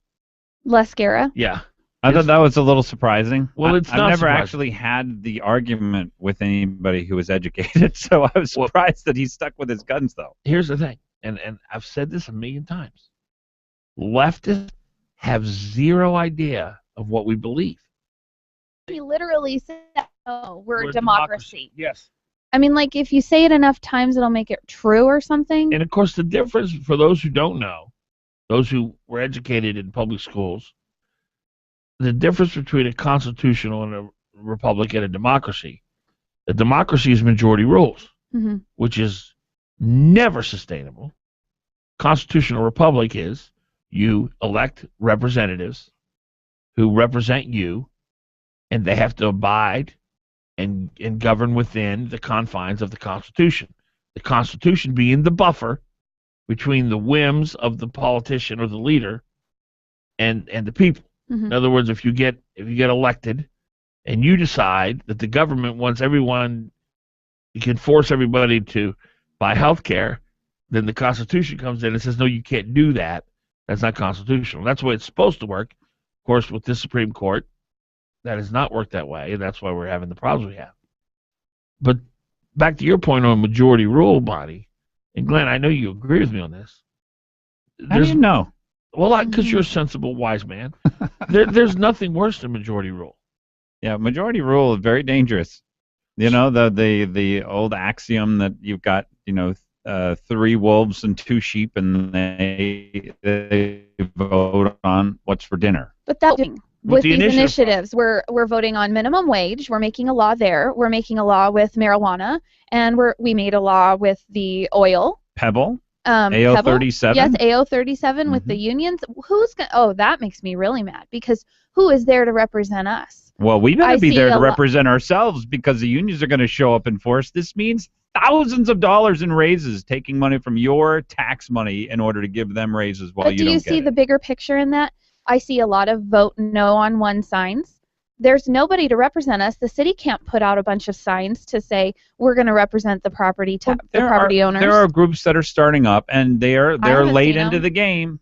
And so there's no money. There's not as much money there. Better get some more. The homeowner is not organized. No, the homeowner. We can't. Well, here's the problem. It means $3,000 to $5,000 in raises for the city employee, but it means $200 to $300 a year in continual takings from your, property tax. But it's not just $3,000 to $5,000. I mean, in the long term, it's their retirement and benefits too. But I'm just saying, it means a lot more to them. This is why having public sector unions be so powerful in the state of Alaska. Initiatives. Now, here's the thing about ballot initiatives. Well, we deal in truth here. Good can come from them. That doesn't mean they're the best way to make law. AO 37 has got to be upheld. You have to vote yes on AO 37 in order for it to actually remain law. But there are times, and I can't think of an exact example in Alaska, but in California when they put Prop 8, and there are ballot initiatives that good could come from. But if you really look at it and you realize majority rule is not sustainable, bad will always outweigh good just because you win a few of these ballot initiatives. And I understand people get frustrated with their politicians who won't do what the public wants. Dude, you got to elect new politicians. That's right. Well, we usually have to undo whatever is done in these ballot initiatives. Well, you see the cruise ship one. Cruise ship, perfect Governor example. Parnell, fortunately, undid. Right. The crazy thing about the cruise ship initiative is water that was taken on in Juneau onto a cruise ship could not be just that water. If you took it into a bucket from Juneau, it couldn't be dumped into the ocean. That's right. After they left the harbor because it did not meet the water quality standards, the drinking water. The ballot measure that we passed on the cruise ships was a combination of two forces. One, the Marine Engineers Union that wanted to have a union member on every ship. So watching discharges or something. Fatten the pockets of the union members. Oh, yeah. And the other creator of that ballot measure was Big Environment, and they want to shut down the cruise ship industry. I mean, they just want them to go away. Yeah. And Alaskans were duped. Yeah. We owe $100 head tax. What do we care if someone from Georgia pays $100 to come up here? Well, they stopped coming. The cruise ship boats stopped coming. Right. And the governor, fortunately, went down to Miami, met with the cruise ship leaders, and said, what do we need to do to get your business back? But that's a perfect example of the ballot measure, because you can play to people's fears. Yes. Keep Anchorage safe. Yeah, exactly. And it's a terrible way to govern. Like, they're not going to keep Anchorage safe if we vote yes? Well, now, these four initiatives that we're facing, by the way, are all organized by Begich. Because people will get to the polls for them. That's right. And it gives more avenues for people to make Mark Begich's case, because he really, truly was the worst mayor we've ever had. The most partisan. He was the most paid off. Most irresponsible financially. Right. And so that's what AO 37 is about, is giving unions another avenue to spend money in order to support Mark Begich. And then you've got pot, which Democrats support, although not that much more than Republicans. I was surprised at the numbers. Is that right? Yeah, it's 57% of Democrats support it and 42% of Republicans support legalization. So the numbers there aren't all as different as I thought. But you look at minimum wage, total union backed, but no rational person thinks your first job working for McDonald's, you should get $10 an hour. Nobody thinks that. Everybody knows that that's going to raise the price of your Big Mac to $6 and $7, per Big Mac. But I want to know how it's legal that we're doing this. Oh, well, this and is how all we can constitutional. They wrote this into the Constitution. The initiative process is part of the. Then why elect people? Why don't we just do that with everything? We Vote could. on everything. It'd be a mess. 8:14 is the time. Senator Fred Dyson's coming up a little bit later in the show. Stay with us. 8:14 is the time. Senator Fred Dyson's coming up a little bit later in the show. Stay with us.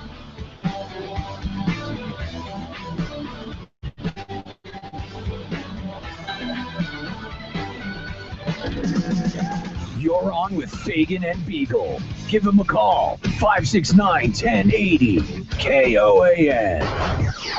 When Alaska hunters get their moose or caribou, deer or sheep, they face a number of choices. The smart ones bring their meat to Herb Ekman at Alaska Sausage. We've been processing game for Alaskans since 1963. I am very proud of the products we make. Alaska Sausage makes wonderful breakfast sausage, foliage sausage, summer sausage, and the old favorites, moose-a-roni and wieners, plus their famous hunter sticks, pepper sticks, or teriyaki sticks. And each month we have some great specials like our classic pastrami. Our specials are always very popular. And a superior product starts with superior meat. That's why Alaska Sausage only accepts good, clean game meat that has been well cared for before it gets to us. You know, there's a lot of hard work involved in bringing back your moose or caribou or sheep. A lot of hard work. So it only makes sense to take it where you'll get the best sausage and meat. Alaska Sausage, near the corner of Arctic and Benson. And our Valley customers can drop their clean boneless meat at Smoked Alaska Seafoods, where Alaska Sausage will pick it up and complete your order.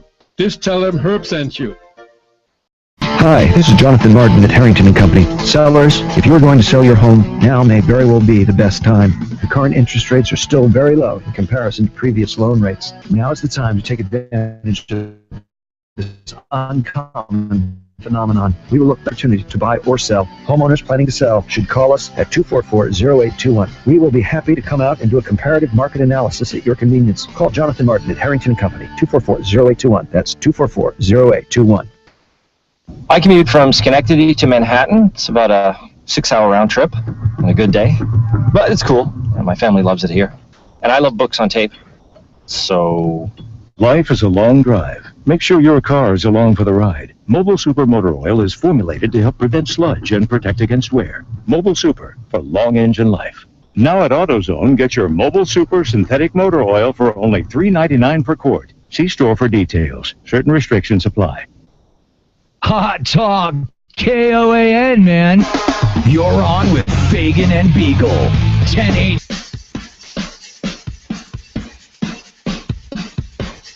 17 minutes past 8 o'clock, Tuesday morning. Here we are, rolling right along. Before you know it, it'll be Friday. Before you know it, it'll be winter. It's just started fall, okay? We just got into fall. Let me have some fall before I get into winter. Talk about doom and gloom. Haven't you heard about global warming? Well, much warmer up here. First of all, why is it automatically assumed that when I say soon it will be winter, that it's doom and gloom? How do you know I don't? Because some of us are not getting out this. Well, okay, that's not true. I'm going to Hawaii. Oh. But some other people are not getting out, so there is doom and gloom when you say that. But how do you? There are people who love winter. There are, but then they love summer even more. Mm-hmm. I don't know what's wrong with And there winter. are people who love the insane asylum that they're in, too. What's wrong with winter? Nothing. Perfectly fine. Well, actually, the first 2 weeks I do have an objection to. Brian, I'm sending you a clip. As soon as you can cue it, let me know. The first 2 weeks are when people are adjusting to being able to drive like maniacs. Yes. To not being able to having to respect the fact that their car will no longer stop properly. I cannot tell you what a big deal this Charlo Green deal is. And it's not that she's a flake and she's trying to advance her cause and she's trying to make a celebrity out of herself. And that, in our culture today, that happens every 20 minutes. Somebody's always trying to get their 15 minutes of fame. But Channel 11, to have someone who is obviously so passionate about an issue, someone whose Facebook page is littered with pictures of her smoking pot, to have that person on the beat when the anti-marijuana people on 3 different occasions sent very descriptive and detailed emails to the news director at Channel 11 saying this woman is out of control, she has not an ounce of fairness about her, what say you? And the news director did not take her, Burt Redmond is his name, did not take her off the beat. The reefer beat. Now, you say, okay, maybe he never looked at her Facebook page. But when 3 different people contact you and give you examples of how all she wanted to know was information that would help advance the pro-marijuana cause, that should be a major red flag. Now, obviously, if the news director, Burt Redmond, knew that she was so passionate and she had her own marijuana advocacy group that she started and still kept her on the beat, that is beyond description reprehensible and unprofessional. So we'll give him that he didn't know she was so passionate and that she had her own organization. But the big question is, why didn't he pull her off the beat when there were so many complaints about her? Right. Now, he issued a statement yesterday on television, and it's a statement that I believe fell well short, not addressing that particular aspect of the story. Here's the statement.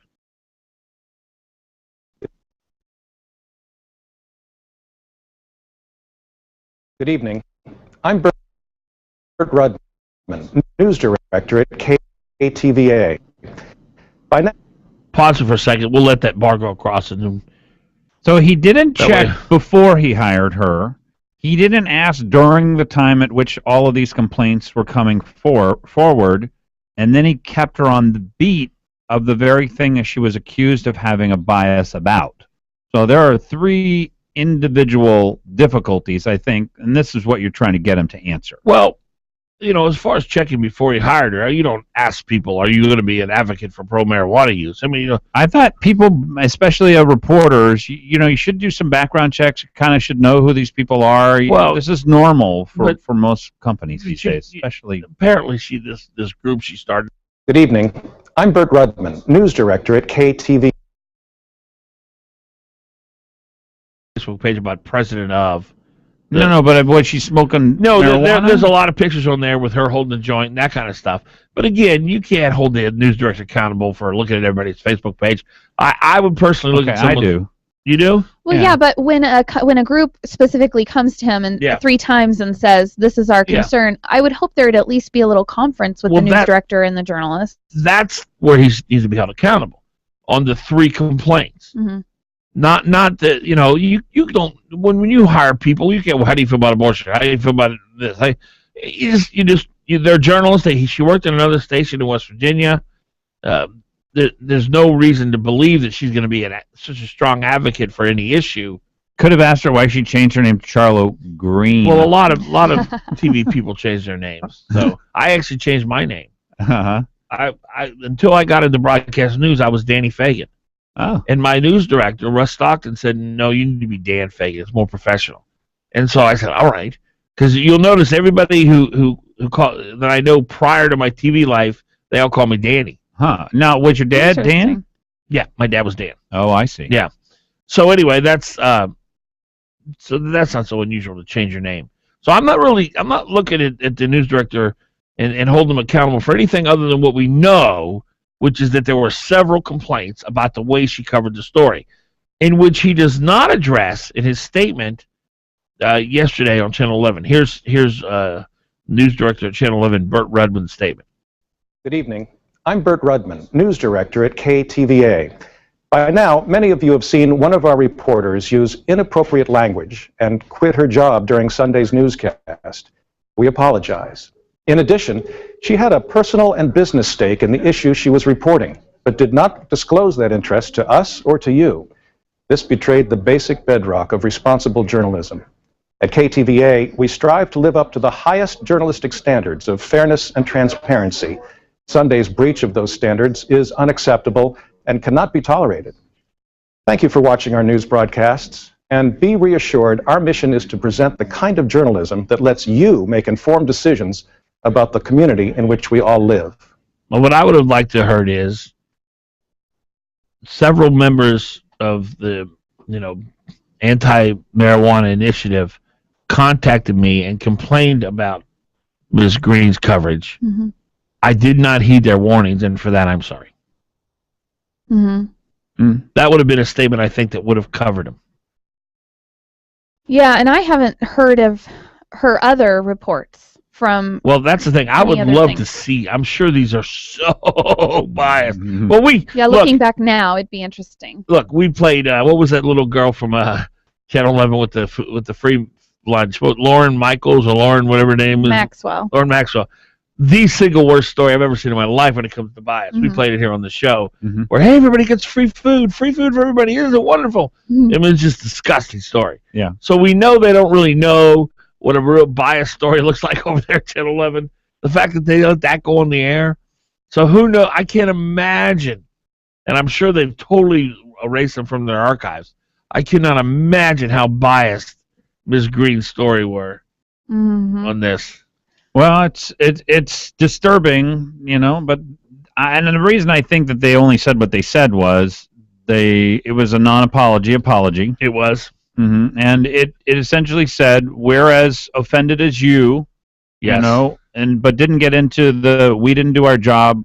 To start with, we didn't heed the warnings, and we still kept this person who obviously was giving us very pro-marijuana. I would like to see them address. We don't believe the initiative, because that's what it makes me think. Makes me think they support the initiative, so they purposefully ignored her background, ignored the warnings, and kept her on the beat, and that they had an agenda themselves. That's what I'd like to know. Well, I've called the news director. I'll continue to call him. He's going to have to, I would assume, eventually at some point answer the questions that we have for him. But, yeah, the complaints. And we're going to get the folks on who complained, got their name, so they'll be coming on later in the week, hopefully. And I'd like to know if that station does drug testing. I know. I'm trying to think if Channel 2 did. I think Channel 2 did. I know KFQD did. Because she probably was open. I mean, I don't know. Are pot smokers open about their use? The guy that we had in, the guest that we had in last week, he was very open about it. He's got a job in the industry, though. Right. So you probably think he's a little more open than most. We played a video from Miss Green earlier in the show where she basically sets herself up as an advocate for freedom and a martyr for her cause. Mm-hmm. And, you know, what's wrong with you for not standing with me? Lady Liberty would not approve. Yeah, probably not. So you have to figure in the newsroom she was very vocal about right. That's what I think. Her pot use. Well, they might have some problems with other employees. I don't know. It'd be a good question. You know, and I try to think of something similar. On KTUU, they have, I think his name's Corey Allen Young, and he's constantly doing education stories. And so they're very, very biased, in my opinion. And that's what he does. He is constantly doing stories on education. And I do think that they have a very education-based bent. Like we need to throw more money at it. Yeah, or a pro-monopoly. Right. Because that's really what we're talking about. Everybody loves education. Right. And people just want poor people in some parts of town who are stuck in bad schools to get out of that school and get into a good school. I would imagine Corey Allen Young never does any kind of reporting on the positive aspects of school choice or charter schools. Right, and I've never seen one of those. So to me, that would be a little bit similar. I'd like to know what his passion is. But again, as I said before, just like poor little Les Garris not knowing that we're a constitutional republic, people on the left have zero clue of conservative thought. They don't know what we believe. They don't understand supply-side economics. They don't understand taxation deterring investment. They don't understand the idea that when you raise an entitlement culture and grow a welfare state, that you're hurting people. That part of their brain does not work.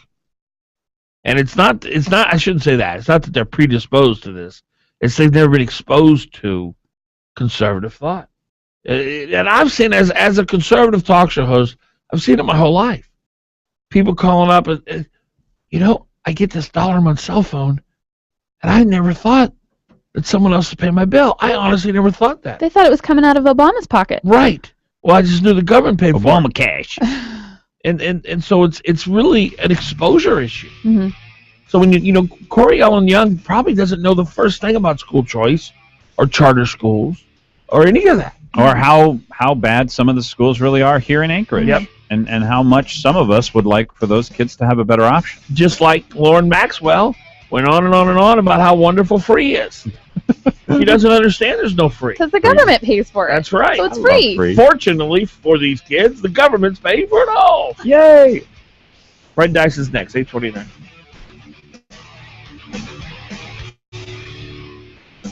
On Hot Talk KOAN and online at 1080KOAN.com. Local news brought to you by Jansen Funeral Homes, Jansen's Evergreen Memorial Chapel, Jansen's Alaska Cremation Center, and Jansen's Eagle River Funeral Home. Jansen Funeral Homes, where just like family, they're there when you need them. With KOAN News, I'm Chuck White. 14 individuals considered violent fugitives were arrested in various Alaska cities over the last 2 weeks. This, according to the U.S. Marshals Service. Several of them were sex offenders. The names and details were not released due to some ongoing investigation.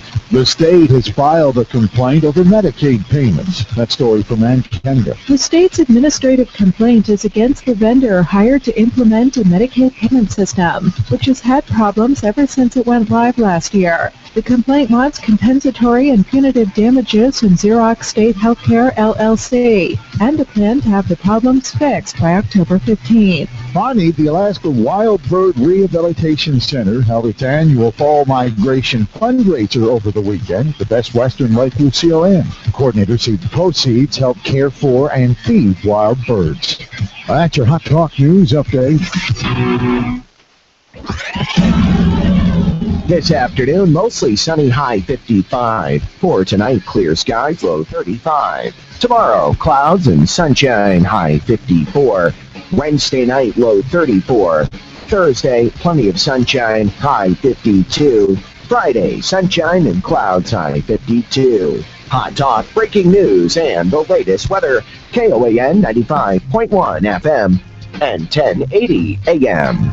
Chris here along with my buddy Brock. That's right. We're here to tell you to tune into The Beer Show every Saturday at 5 p.m. on 95.5 and 1080 KOAN. The Beer Show is brought to you by Brown Jug Alaska, Eagle River Ale House, Great Artisan Beverages, and the Odom Corporation. Please drink responsibly. 496. A better life with Dr. Sanjay Gupta. People often assume that eating healthy means spending more on groceries, but that's not always the case. I'm Dr. Sanjay Gupta, CNN's chief medical correspondent. A large government study found healthy foods are more expensive than junk food at the store. In fact, according to the report, carrots, onions, lettuce, mashed potatoes, bananas, and orange juice are all less expensive per portion than soft drinks, ice cream, French fries, and fried chicken patties. Protein like chicken and fish, that's going to be the most expensive food by portion size. But there are low-cost proteins, such as beans and eggs as well. So don't brush off a healthy food simply because you think they are too costly. Now here's one tip. Shop the perimeter of the store. That's where you're going to find the most natural and unprocessed foods. The processed unhealthy junk food is usually the most profitable in the store, which is why they place it at eye level. I'm Dr. Sanjay Gupta, helping you live a better life. You're the type who likes to seize the day, all 30 of them, during Member September. All month long, almost anything you get at Rite Aid gets you 3 times the Wellness Plus points, which gets you to gold and 20% off almost everything in the store 3 times faster. Yep, the best program in the business is now even better, by 3, but only during Member September and only at Rite Aid. Activate your membership at memberseptember.com today. Rite Aid. With us, it's personal. Limitations apply. Prescriptions ineligible for triple points. See store for details. Do you have unfiled tax returns or owe the IRS or state more than $10,000? If you don't take action now, your tax problem is only going to get worse. Seizure of property, bank levies, wage garnishments, and potential criminal prosecution. Call the experts at U.S. Tax Shield for help at 1-800-334-5070. Our tax advisors will review your case for free, inform you of your rights, and give you a guaranteed quote. And we have an A+ rating with the BBB, so get protected. Call U.S. Tax Shield now at 1-800-334-5070.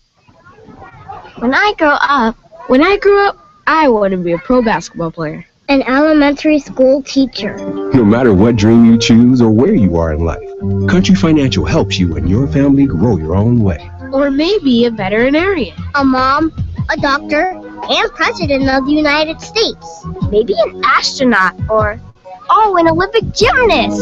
You can grow your own way. We know some dreams take a little longer to achieve, which is why your local Country Financial representative offers helpful advice on everything. From auto and home insurance to financial planning, education to retirement, and business insurance too, so that you can continue to grow and dream. Or maybe an accountant, like my dad. For more information, visit countryfinancial.com or call 1-866-COUNTRY. Country Financial. Grow your own way. What if buying your next car could actually be enjoyable? At Payless Car Sales, we believe it should be. If you're in the market for your next car, come by and meet our knowledgeable staff and explore our selection of quality vehicles. We offer military discounts, and we give all of our customers Carfax history reports. We can also provide warranties and handle all of your lending needs. Just like driving your car should be enjoyable, so should buying it. Visit us downtown at 919 East 5th Avenue or on our website at paylesssales.com. Payless Car Sales, where Alaskans drive. You're on with Fagan and Biegel on Hot Talk KOAN and online at 1080KOAN.com.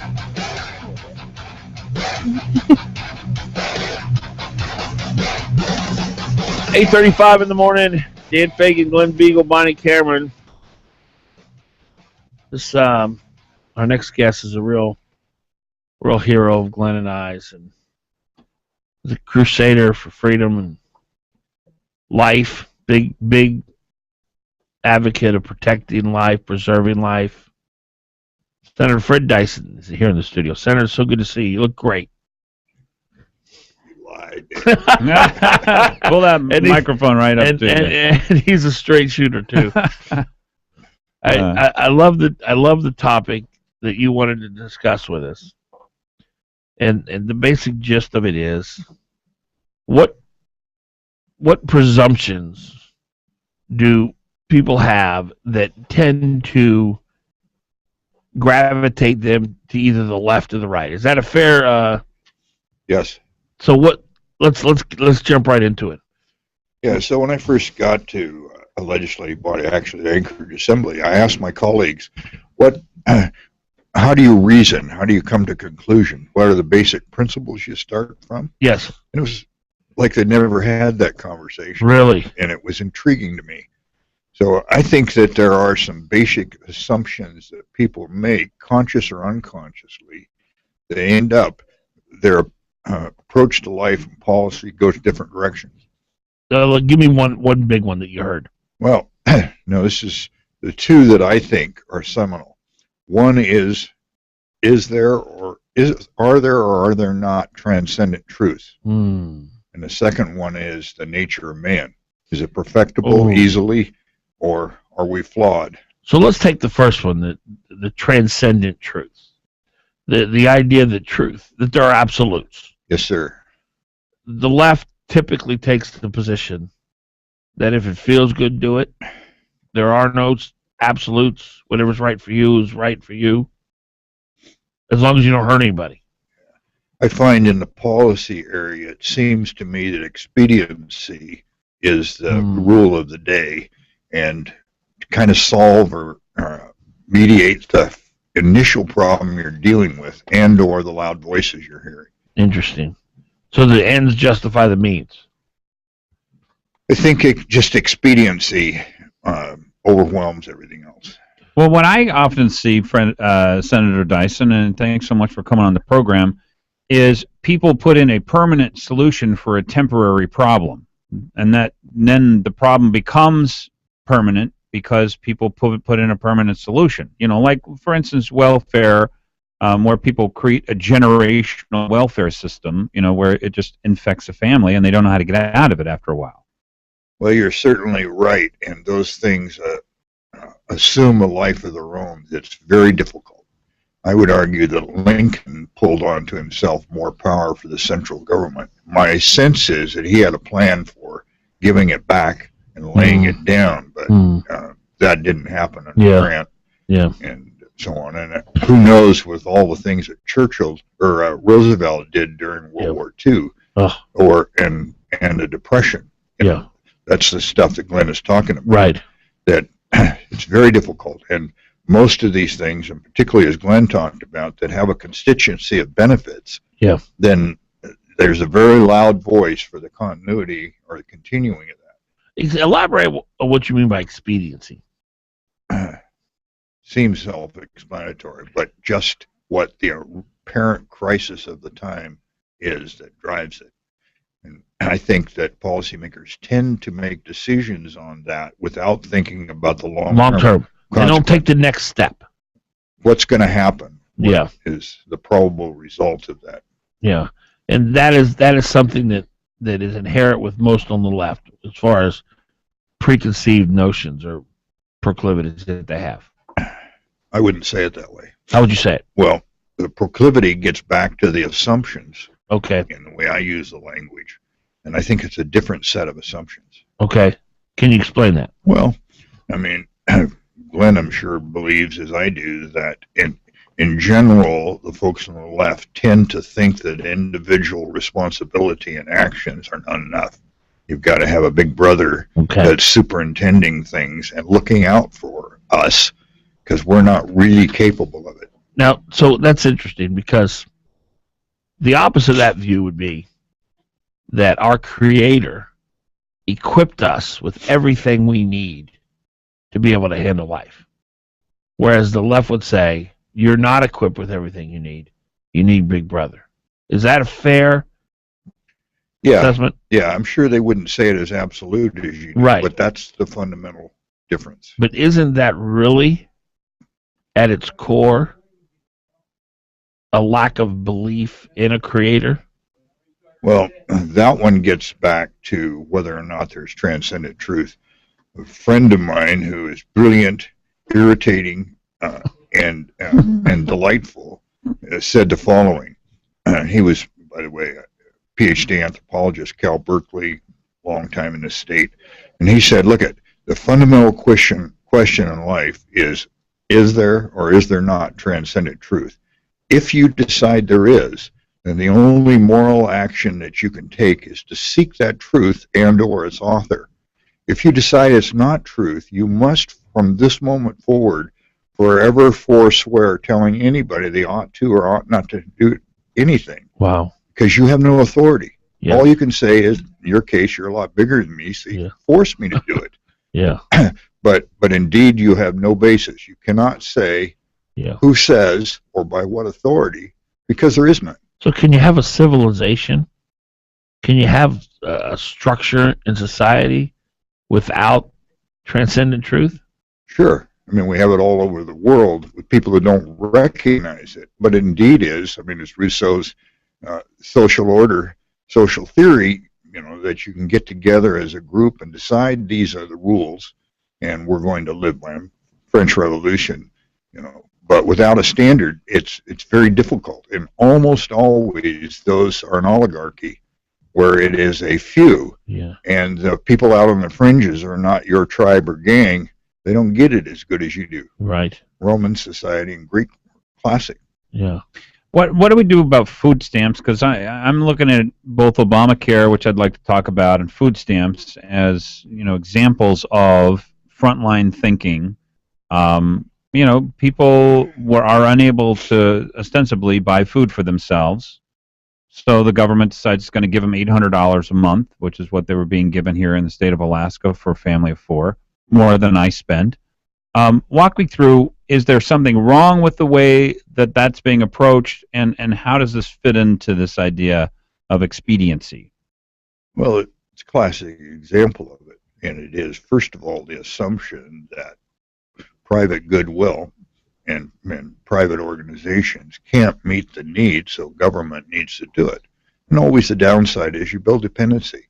You take away initiative and or the imperative, either root hog or die. If you don't work, you don't eat, and you build that dependency.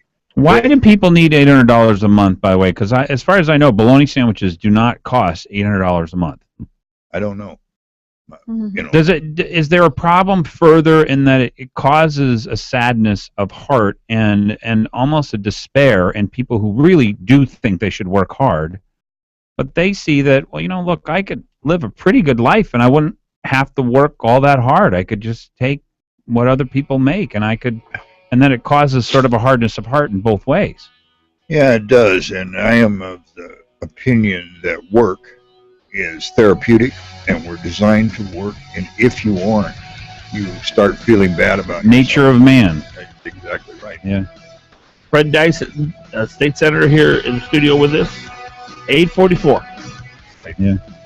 Fred Dyson, State Senator, here in the studio with us. 844.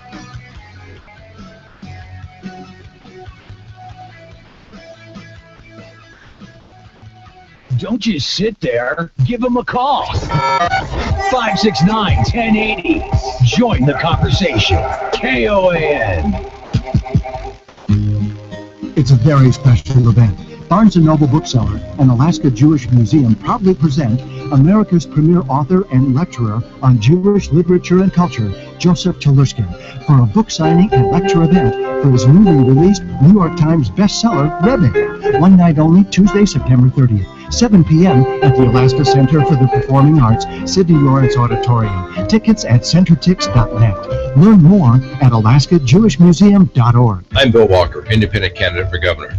Byron Malott and I set partisanship aside to form a unified ticket to lead Alaska. My mentor, Wally Hickles, said during the early days of Alaska, it wasn't them and us, it was all of us. I'm Byron Malott, candidate for lieutenant governor.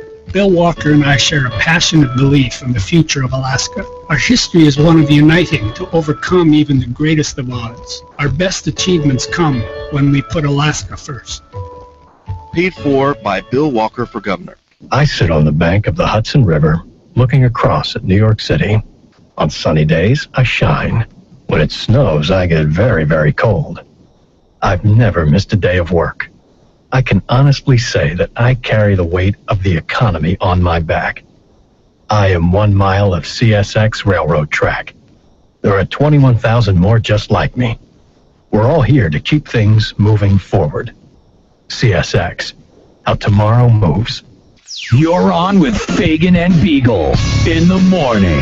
Give him a call, 569-1080.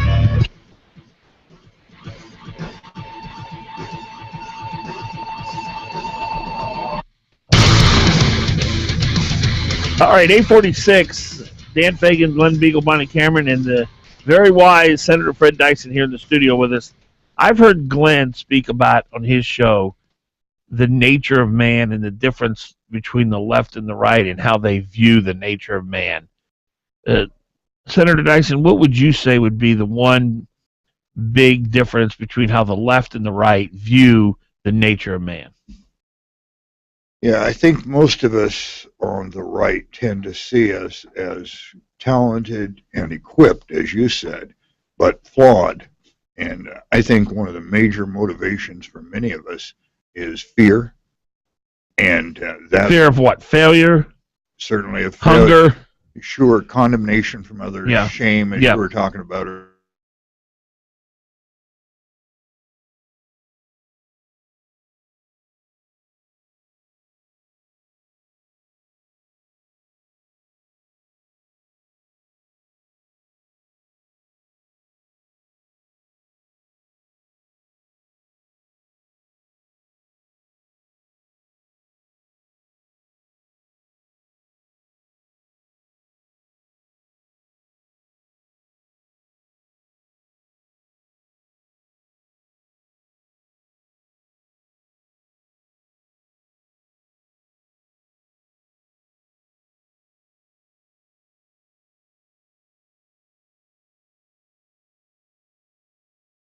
Decisions, you're going to do well.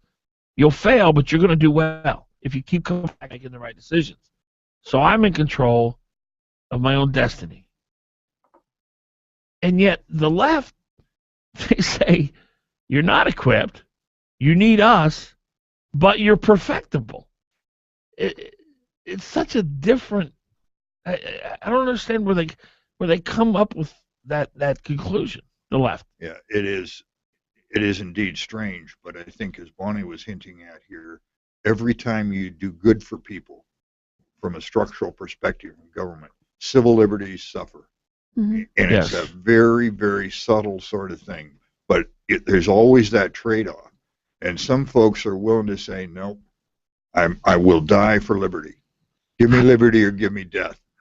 How do you reach a person who does not believe truth exists?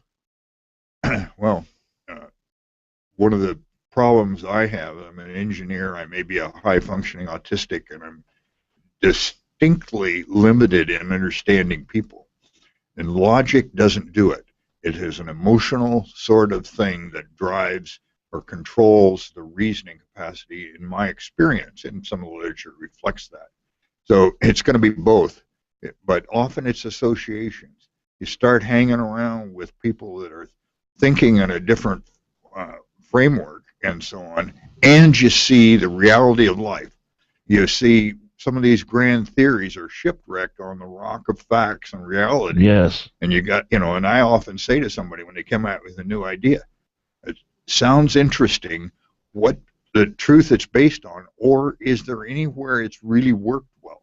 What are the fruits or the results of your presupposition? Oh, that's good. And typically they don't have an answer for that, do they? It's a discussion, in my opinion, that not very many people have had. And I'm glad you guys are willing to have that discussion. Yeah. Senator Dyson in the studio with us. Thanks for being here. The government seems to be growing pretty dramatically at just about all levels, in its power and its control over people.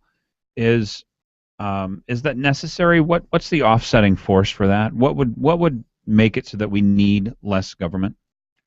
Yeah, it is indeed what most of us would think of being education, both understanding the nature of man, but also understanding the framework that the framers of our Constitution put together. Those guys nailed it, and indeed They didn't like government much. They That's didn't trust a exactly right. bureaucrat. Yeah, and Why? Why didn't they trust bureaucrats? most of those guys were pretty well read. Seems to me that they were close to what you and I think of as. Did they have run-ins with bureaucrats themselves? Oh, often? sure, but that was part of. I mean, the bureaucracy they were dealing with was the British government. Yeah. That they had no control over and was pretty draconian. Yeah. And arbitrary. Have we lost that fear of the bureaucrat? I mean, it seems to me like now that we have federal food pantries and federal control over just about everything having to do with welfare, things that we used to do locally, things that we have always done locally, people are thinking more and more now that the federal government's the right place for charity to occur. And if we can transfer more charity to the federal level, the better off it will be, the more effective it will be, the more efficient it will be, the more fair it will be, I guess. Is that true? Yeah, it sure seems like it, but most of these folks, that's all they've ever grown up with. They've never seen it, and they've never seen the history of how the private sector, including people, a lot of folks, people of faith, fought slavery, child labor abuse, all those sorts of things, and ran orphanages and soup kitchens and all those kind of things. And so they have no history of the private initiative being good at solving social problems. You've been okay. Well, I was wondering what you're a conservative, and you know you've had plenty of time. You've been John and Juno for a long period of time. What government do you think conservatives really want? What would it do? How would it be different? Yeah, so we certainly wouldn't be taxing people's labor. Jefferson said, "Don't ever tax the fruit of a man's labor, the sweat of his brow." You're taking a part of his humanity. Yes, you take away initiative and so on. Mm-hmm. Just like when you take away the possibility of failure with food stamps, safety consequences. Nets. Sure. And hunger is a great motivator. Yes, it is. Don't you think, though, that the consequence that people would miss out on if they didn't have a food stamp is their pride? Because right now you can pridefully go up to the government and say, give me food stamps, I want $800 a month. They'll give you a credit card for $800 a month. When if you didn't have a food stamp, you would, in humility, go to a local church, go to a local, your friend, go to a family member and say, please, I'm hungry, I have a great plan, I'm going to get out of this, I just need some food. That's really what you give up. You don't give up food in either circumstance.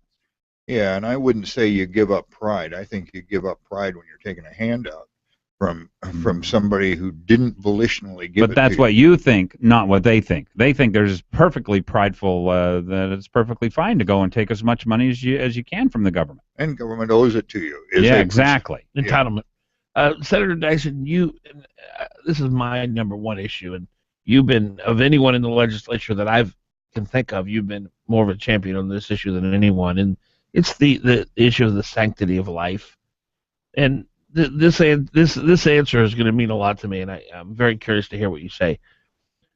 Will there ever be a day in this country when we will no longer have abortion?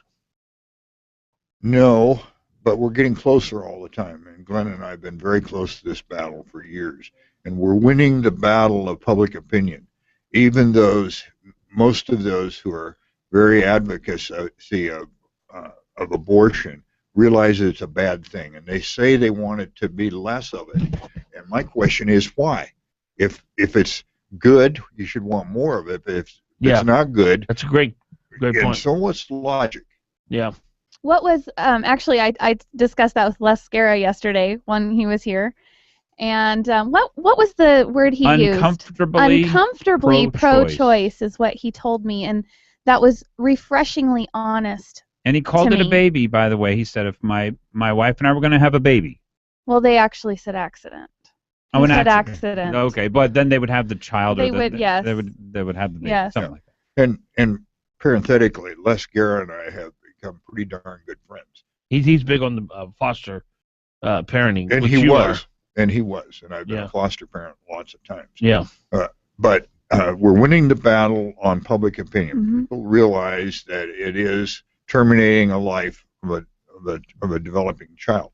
We're also winning the battle that there's a huge downside physical and emotional impact on the woman. And terrible. Yeah, it is. But that word is getting out there. Yes. And then, despite a blackout in the media. Yeah. Well, yeah. But also, the people are just uncomfortable with the reasons that most abortions go on. Yeah. And I don't mean to trivialize it, but sex selection is a bad one. Right. But the whole idea this child is going to be an inconvenience. Yeah. And it's going to limit my lifestyle and my options. Well, let me rephrase my question, because I know there'll always be abortions on the planet. But just like slavery is now looked at as an abhorrent act and illegal, will we ever get to a place where the culture in the United States of America will look at abortion as an abhorrent act and it will be illegal? My guess is yes, and so on. But the Slavery Act is a very, very good analogy. And one of the things that really upset folks in the North was the Fugitive Slave Act. So here they had made slavery illegal in many of the northern states, but under the Fugitive Slave Act, I think 1856 or something, that they were required that their courts, their law enforcement, were forced to capture those runaway slaves who had gotten north through the Underground Railroad or whatever, and return them to the South. And that was the people in the North tax dollars having to support that which they thought was abhorrent. Right. That's why guys like Glenn and I have been really bothered by your tax dollars having to do this thing that you consider to be a human rights violation and morally abhorrent. Yes. Well, it's very encouraging to hear you say that, and I'm excited about that day. I am. Senator, it's a real pleasure. We want to have you in for a full hour. You're such a wise man, and maybe you can come back next 3 weeks or so and talk with us a little bit more. Like, you up for that? Can't do it before tomorrow. Okay. Senator Fred Dyson in the studio with us. Have a great day, folks. We'll be back tomorrow at 6 a.m.